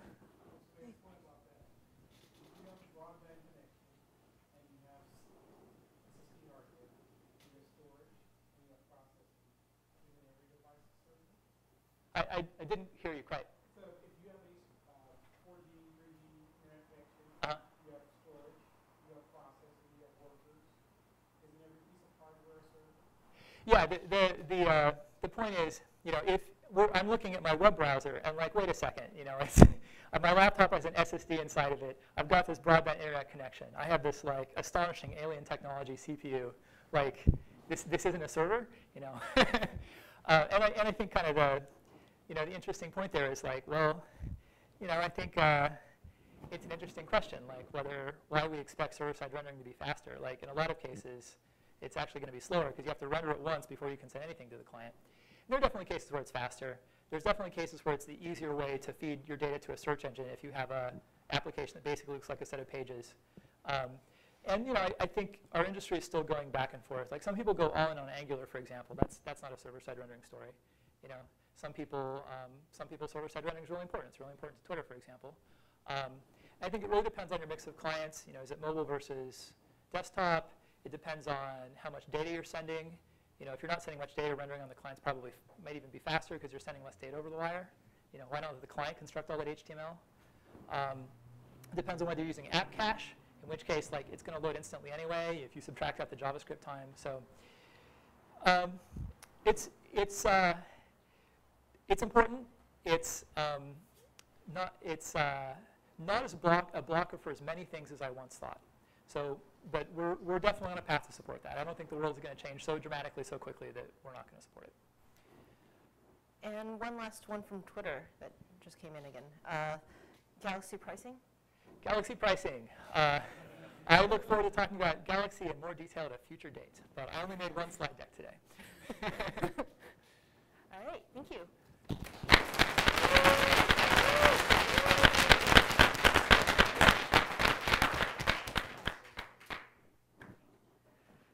All right, next up we'll have lightning talks, but everyone take a quick break.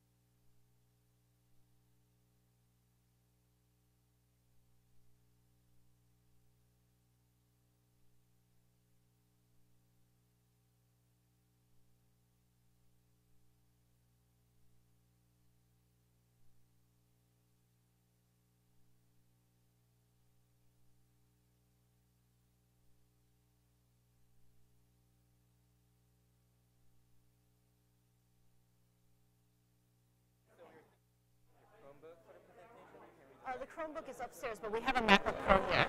Okay. Talk to Alice about it. Okay. All right. Quick announcement. Hi, everyone. Quick announcement. So the way that lightning talks are going to work. Hello, everyone. All right. Quick announcement, guys. The way that lightning talks are going to work is we're gonna run them really tightly. So first group is going to go up. Second group is on deck being mic'd up when the first group is talking. So as soon as the one that's one before you is done, you should be back there, and Alice will mic you up.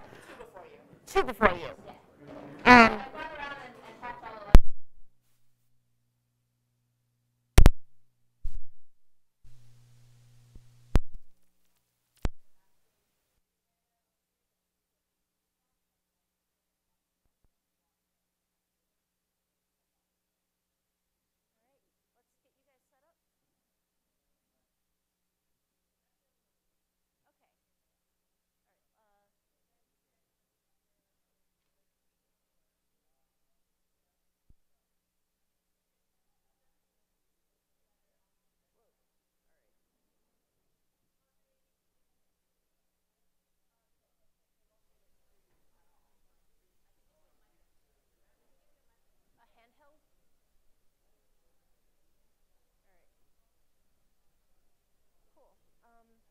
Make sure you guys are standing behind him if you guys are going to be up here.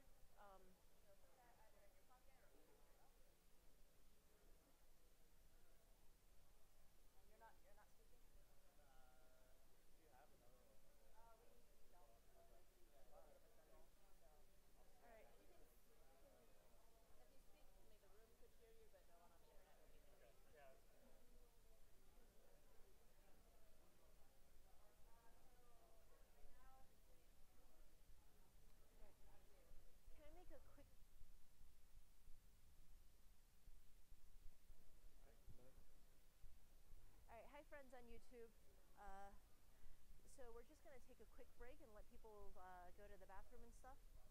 We'll be right back after about a minute and a half. Hang tight.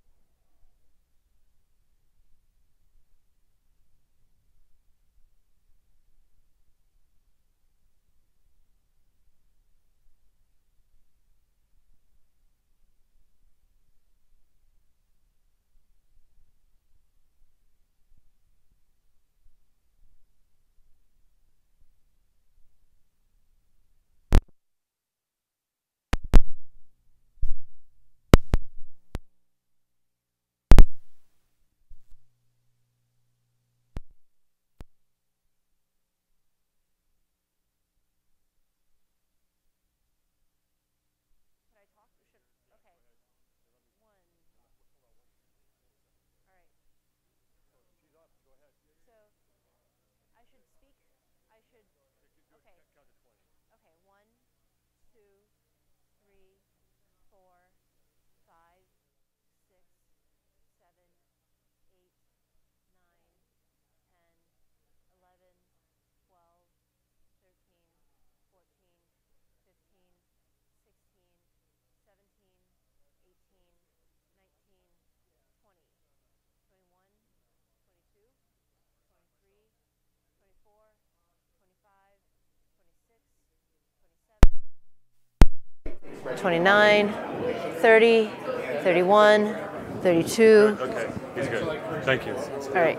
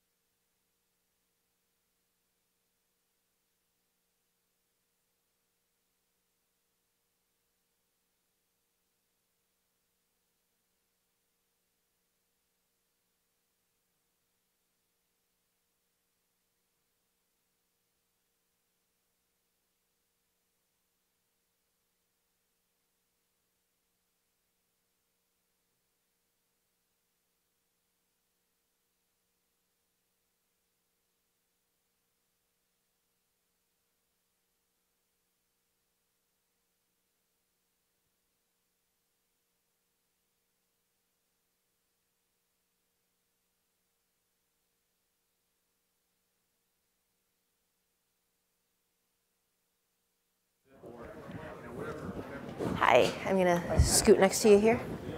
Hi, everyone. It's time for lightning talk, so please take a seat. All right. Conversations that have to take place, please have them out in the lobby. I hope you've grabbed a beverage if you wanted one.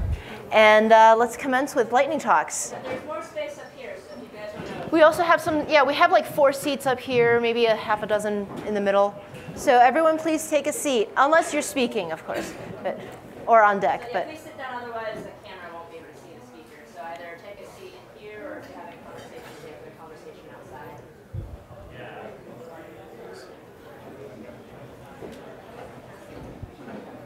All right, let's...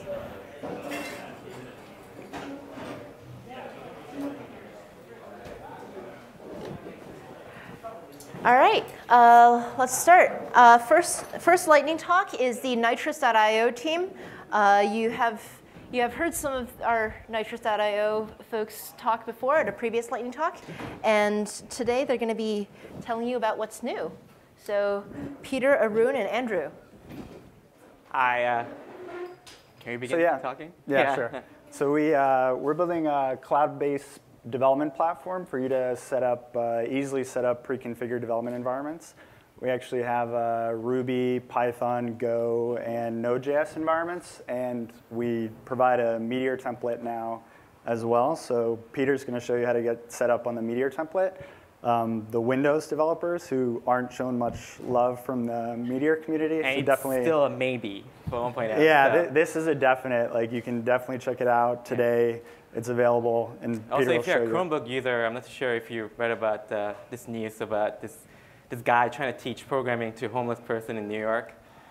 He's using Nitrous.io on Chromebook, so you can build Meteor apps on a Chromebook too using Nitrous.io. Super accessible, super fast. Yeah. This will definitely be a lightning talk because it'll be really fast. Right. So previously we had a long tutorial on how to set up MongoDB and a bunch of other things to install Meteor, but recently we introduced a package manager that lets you install packages real quick. So let's just get started right away. I'm already logged in this tab, so let me just create a new box. You can pick anything. It works with any template, but I'm just going to pick Node.js just because you can configure your memory and storage for your box.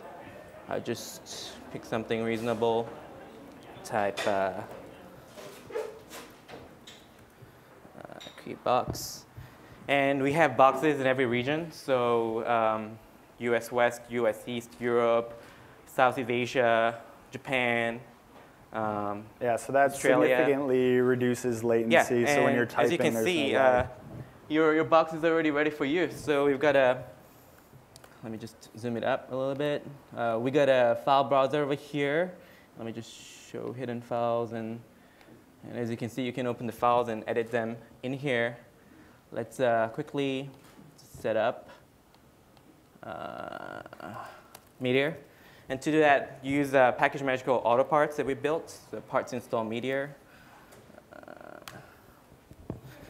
Hopefully this is fast. And Meteor actually includes, what does it include? It includes MongoDB, Node. Right, so it's already set up. So now you can do Meteor, Meteor create, what do you call it? Chat, hello. That. Okay, test step, and Meteor.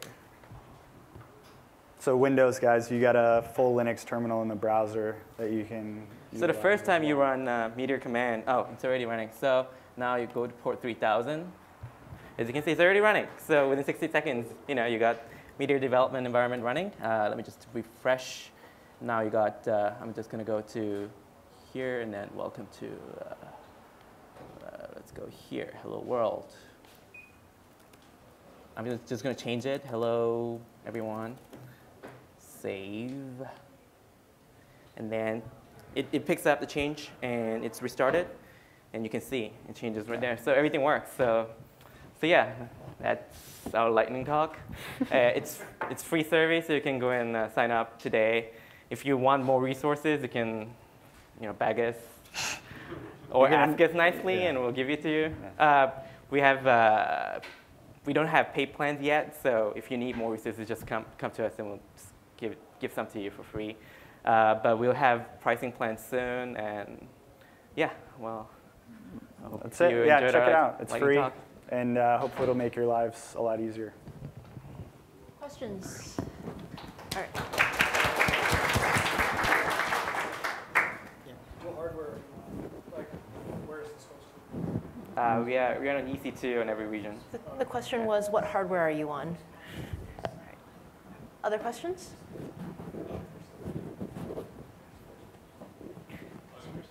So is it just designed to set up the development environment, or do you guys provide hosting for long-term apps? So it's designed for development environment, but you can sort of use it as like a way to do pre-staging kind of hosting, I guess. If you want to share it with your clients or with your friends, because you do get a public URL that you can share with people. But you can't, right now, you can't map a DNS to it. That's the only thing. How does collaboration work? There's two developers in the same app. So if you add a collaborator here, then they can see the app, the box in their index page as well. They can just jump in, and there's something called collab mode that you can push, and then it'll do like Google Docs. It's kind of like Google Docs. You'll see like people typing, can see their cursor. You can chat. You could use tmux in the. And if you want to share your terminal, you can just use tmux there too. Everything works in the terminal, so we've got all the tools that you might need, like Git is in there, tar, everything. So Vim. Yeah. So yeah. That console, that's just part of the browser. Yeah. Yes. Yeah. This is it's super fast. So yeah. The console is part of the browser customer. No, we didn't place it there. Yeah. And it's fast. It's not slow. So. We picked the US West region when we set up the box, so it's pretty fast. Yeah. If you did Asia, it's actually still reasonably fast, but there's a little bit of a lag. But I don't see why you would do that. Yeah, we are in every region just because of that. We want to minimize the latency. Yeah. All right. All right. Well, thanks, guys.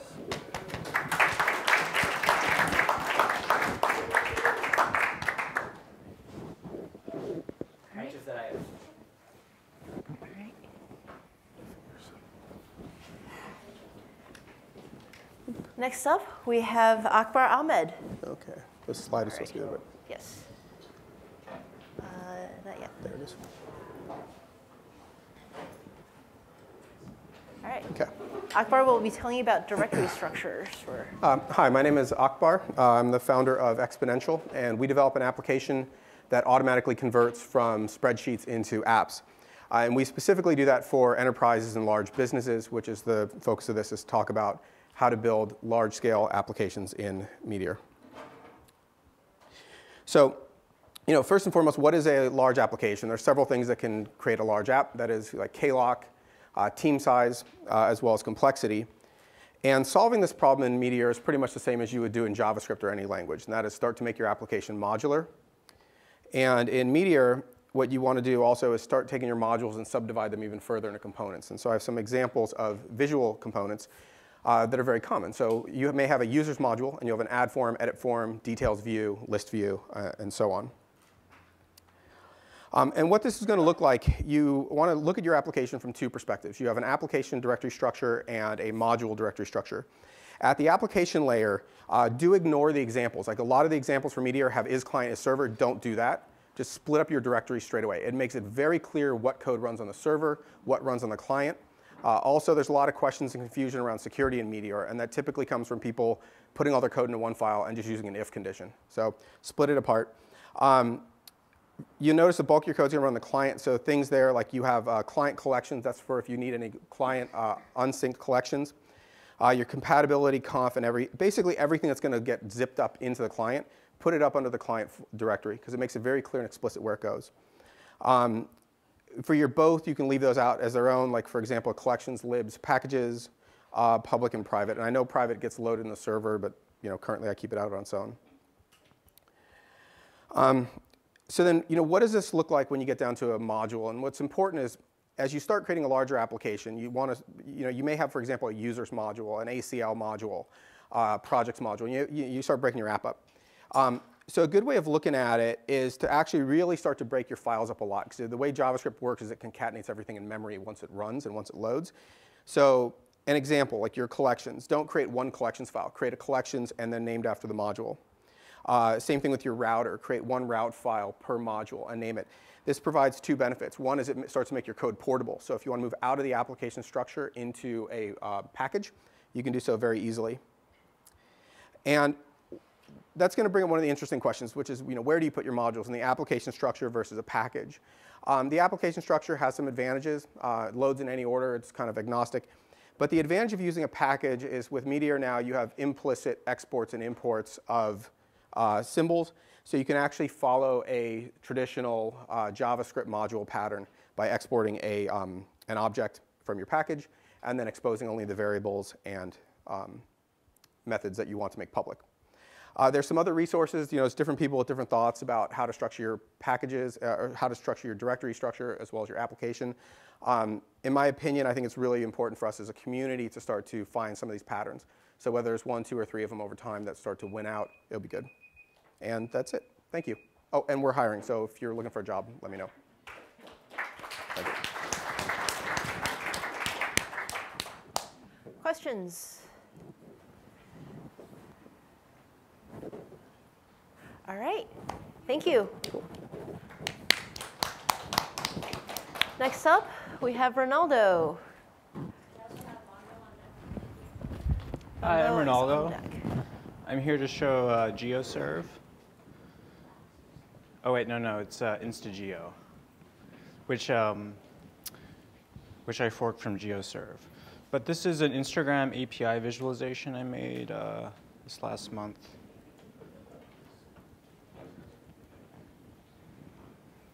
So the main point with this was, how do we load everyone's, how do we follow our friends, right? Let me log in.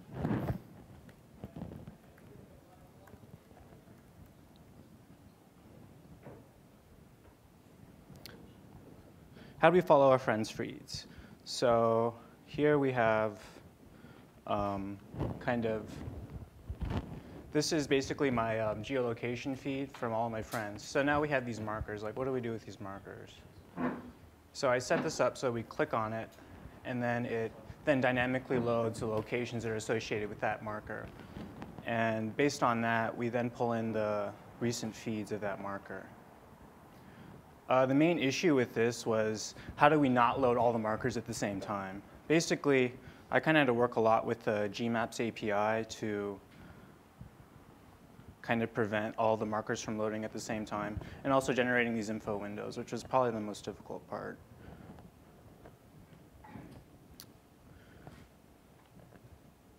But based on this, we were basically able to get 20 location markers.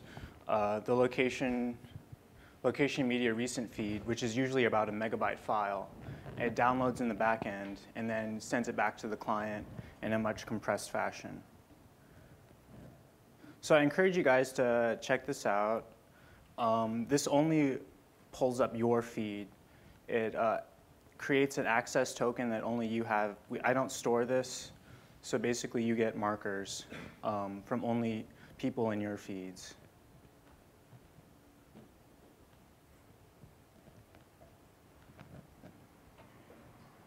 Let me pull one up from Japan. I have a.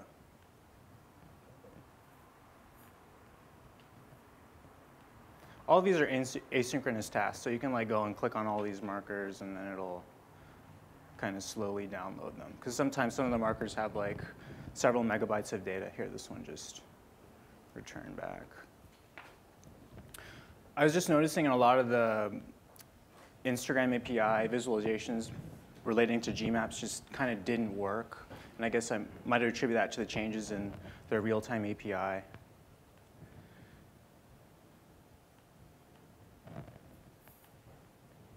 And a lot of Twitter locations right now kind of give you an error. So I go ahead and send back this kind of the session variable that kind of gives you a status of what your application is doing.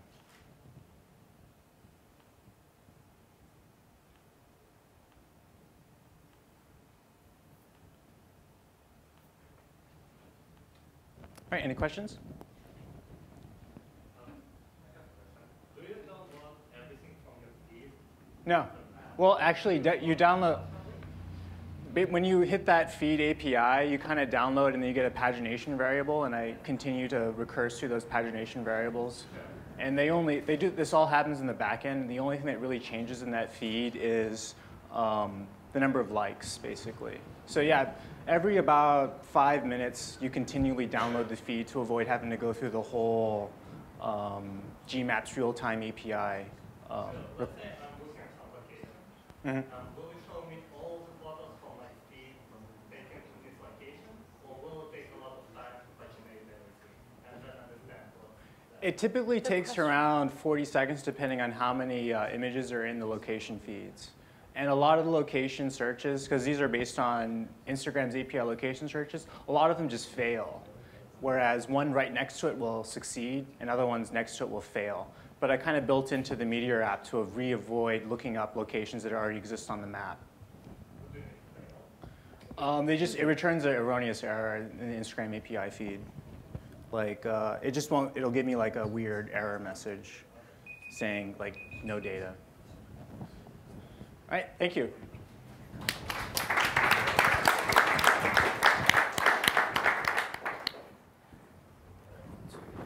right. Stick that to the right side. All right, next up we have Max from Vomo, Max and Abigail from Vomo, and joining us remotely through Vomo will be Carlo. That's right. Okay.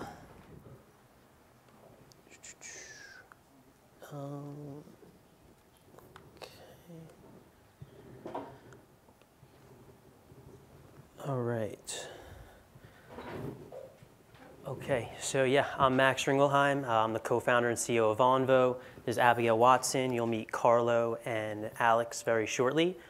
Just quickly want to give a big shout out to the Meteor team for flying us out here from New York, and also to Percolate Studios, who's helped us very recently with getting over some hurdles that we faced, but it looks like we're getting close to completion. But very simply, this is vonvo.com. It's a real-time video conversation platform that connects people from around the globe to discuss various crucial current events and human rights issues, all in like an AOL chat room 2.0 environment, which you'll see shortly. So this will be more of like a product demo. We'll start where people and users log in through their Facebook account. And once logged in, they're presented with an array of topics that they can choose from. What's cool about our new website is that we partner with nonprofit organizations where they can purchase channels on our site so that they can raise awareness, attract new volunteers, and raise donations all through their own Vomo channel. And then just average, ordinary, concerned citizens, activists, they can speak about said subjects that we have on our website each day, which are just crucial current events. Let's just say the mall shooting in Kenya. And just because we're here at Meteor, we'll create a new channel. And typically we don't do technology discussions, but we'll do one today. And so we create a new channel. We take the link of this Meteor image, plug it in. It's a news topic, it's public, and we save the channel. And it shows up right there. And so then when a user is ready to talk about Meteor, they simply would create a new Vomo around that subject, which in this case, it doesn't look like Carlo and Alex created a Vomo yet, which is what the plan was. But then we allow our camera, and then we're streaming live. And very simply, the way that this works is 4 people can be in a chat room at once. I'm going to tell Carlo to join so you can actually see this working. And yeah, so there could be 4 people speaking simultaneously at once inside of a Vomo chat room. As you see, Alex and Carlo just joined in. So they're going to load their cameras, and they'll be in here in a second. There's also a text chat that allows individuals to submit questions to the speakers. Questions. So the idea is that as a conversation is taking place, people who are in the audience watching this discussion in real time can very simply pose a question via the text chat, and if there's a spot for them to speak, they will load their camera. And the idea is we're just trying to facilitate a community around the topics that matter, be the true place for discussions around these important subjects take place. And ultimately, that's about it. So any questions? And we can leave and come back in. There we go. Yeah, go for it. So, yeah, so we're using the TalkBox API and the WebRTC version of TalkBox right now, which is pretty sweet. It gives us really crystal clear video. Our old site was using the Flash-based version. It was a lot more, crinkly. So we're pretty happy with it so far. Thank you. Yeah, go for it. Since you're creating some chat stuff, have you bumped into any spam bots or other things kind of flooding the chat rooms yet? And if so, what kind of tools are you using to mitigate that? Yeah, so this new site has not been launched yet. We're hoping to launch in the next couple of weeks max, because we've been right at the cusp, and now we've kind of gone over a hurdle recently that will allow us to launch. In terms of moderator tools that will allow us to prevent any of that spamming and sort of trolling, we'll provide muting and boot out buttons, so the host who creates this room would be able to moderate it, from the sense of if someone comes in and is disruptive, they can kick them out. So it's usually like a chat room that's always going to have somebody sitting there watching it, not just something that sits there in perpetuity and collects. Yeah, so not necessarily though. I mean, an organization, if let's just say you're a huge gun control organization like the Brady campaign, you can have a channel on our site, and their 1.5 million members can just be constantly having discussions about gun control, and they don't need to necessarily be a staff member. They could be just an average, ordinary activist that's learning about that nonprofit for the first time. Yeah, go for it. Okay, there's one more question. Okay.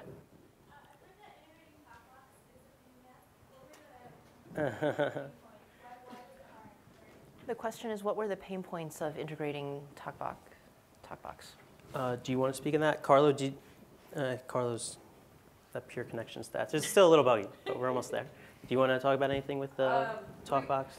Reactivity kept closing out the sessions and just destroying our objects. Yep. All right. All right. Thank you. Thanks.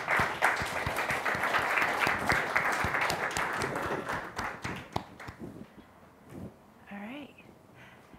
Next up, Avital Oliver is going to tell us something surprising. Oh, is that true? Right side. No. It's not so surprising, but yes, it's a surprise. It's a surprise because we didn't know about it. Hey, good evening, everyone. I'm Avital. I work here. I'm happy that Geoff gave his 1.0 talk because he kind of spoke about the Meteor UI work that we're doing and some of the design considerations. And Spark, the current system Spark that runs the Meteor reactive templating system isn't actually that good. For some of the reasons that Geoff spoke about. It's kind of confusing, it's slow, there's all these things you need to think about. And more specifically, it doesn't work almost at all with direct modifications to the DOM. And specifically, if you want to use jQuery plugins, then almost always you're going to hit at least some trouble, or maybe sometimes it just won't work at all. And turns out there's a lot of really good jQuery plugins out there that people want to use. So as Geoff pointed out, one of the main design considerations behind the new rendering engine, which is the first chunk of work towards Meteor UI, is interoperability with jQuery plugins. And David Greenspan and I, who have been working on this, have tried a few examples of writing apps with jQuery. And so far, success has been really good. And we think that we can flesh out the bugs and basically make it possible to integrate any jQuery plugin you want with Meteor reactive templates in a way that's seamless. This week here at Meteor, we've been doing Bug Week, where we go back and look at a bunch of old GitHub issues that we never had really time to stop and think about because we're so focused on 1.0. And what I've been doing is try to look at the ones specifically related to Spark, and also more specifically around integration with jQuery, and try to see if they still happen on our experimental branch that is almost feature complete. And so far, it's been really good. Almost all the cases that we've been able to reproduce the failure on Spark have not had the failure happen on our branch. And the few bugs that still happen, we're sure we can flesh out. So I just wanted to show one of the most extreme examples of something that did not work before and does work now. So here's a very, very simple app. Let me make it larger. Here's the HTML. Sorry, is that too big? OK. HTML, there's almost nothing here. There's a span, insert me, and there's a template hello with a div container. Then the JavaScript says, when you move over when the mouse enters the document, sorry, the container div, then all you do is append insert me into container, which actually means move the DOM element insert me into div container. And what used to happen in Spark is this caused an infinite loop and made your browser tab hang completely. And now, with our new engine, it simply does the right thing. So that's just one example of many where basically things just work the way you expect. So I'm really excited to be working on this. Really soon, we'll have a preview release out there for you to try to run your apps against that maintains more or less feature parity with the current Spark, with some slight changes that we will document explicitly. And we think you guys are going to have a great experience using it. It'll be faster, easier to use, less buggy, and really exciting. So looking forward to shipping that. Thank you. Questions? Yes? Mostly not. There's specific. The question was, do you have to rewrite the entire app? And the answer is we've actually gone into some large amount of work to try to make that not be true. There's a few fundamental changes that you're going to have to think about. For example, it is no longer the case that calling a template as a function returns an HTML string with the rendered HTML of the template. So stuff around using helpers to render safe string the HTML to have dynamic templates won't work. Instead, there will be a different pattern to use to have dynamically rendered templates.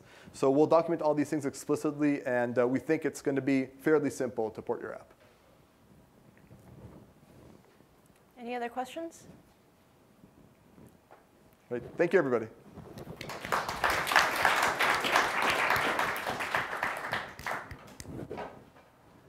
All right, and last lightning talk of the evening. Dirk Stevens is back, and he's going to be telling you a little bit about doing animations. In particular, there is something fairly interesting in the. Most of you have probably seen the GitHub 404. He has something pretty cool too. Give it a second. So what I didn't show you guys about an hour ago was something pretty cool. I'm also a nostalgic retro gamer, and my designer Josh as well. And so we thought it would be nice to include a little GitHub-like animation. So let me find it for you.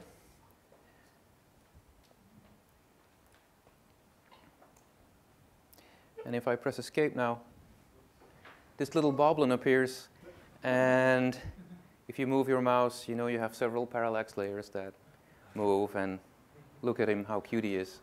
So, oh, I know. He's called Boblin. He's pretty good otherwise. Let me show you how I created this.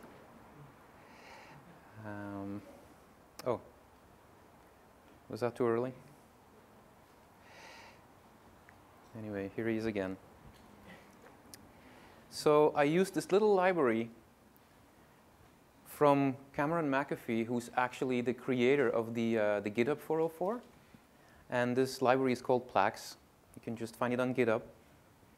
And you can basically put Plaques into your lib folder. And then you just set up a simple template. You can call it Boblin. That contains all the images, preferably in the right Z order. And they can just be PNGs. And then you would have to define some styles as well. They will appear in a second.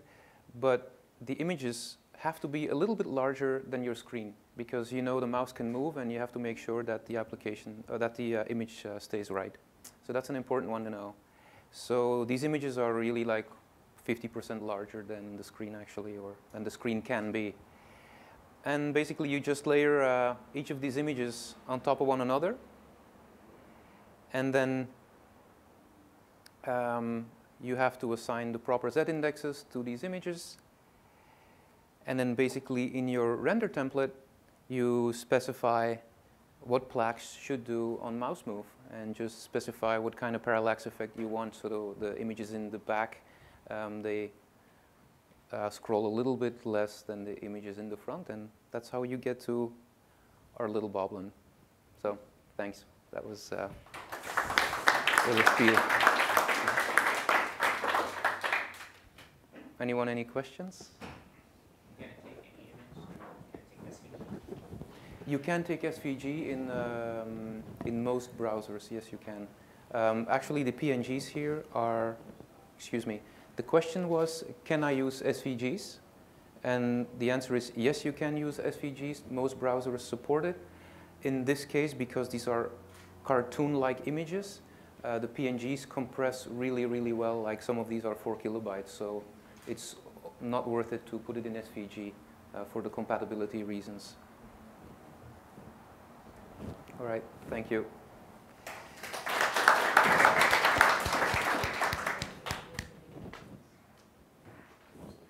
All right, thanks.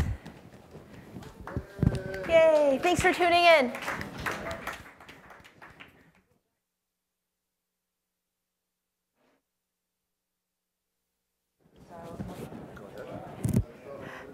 All right, folks, thanks for tuning in to Devshop, and this concludes our Devshop 8. Tune in next week, next month on October 31st, same time. See you then. Bye.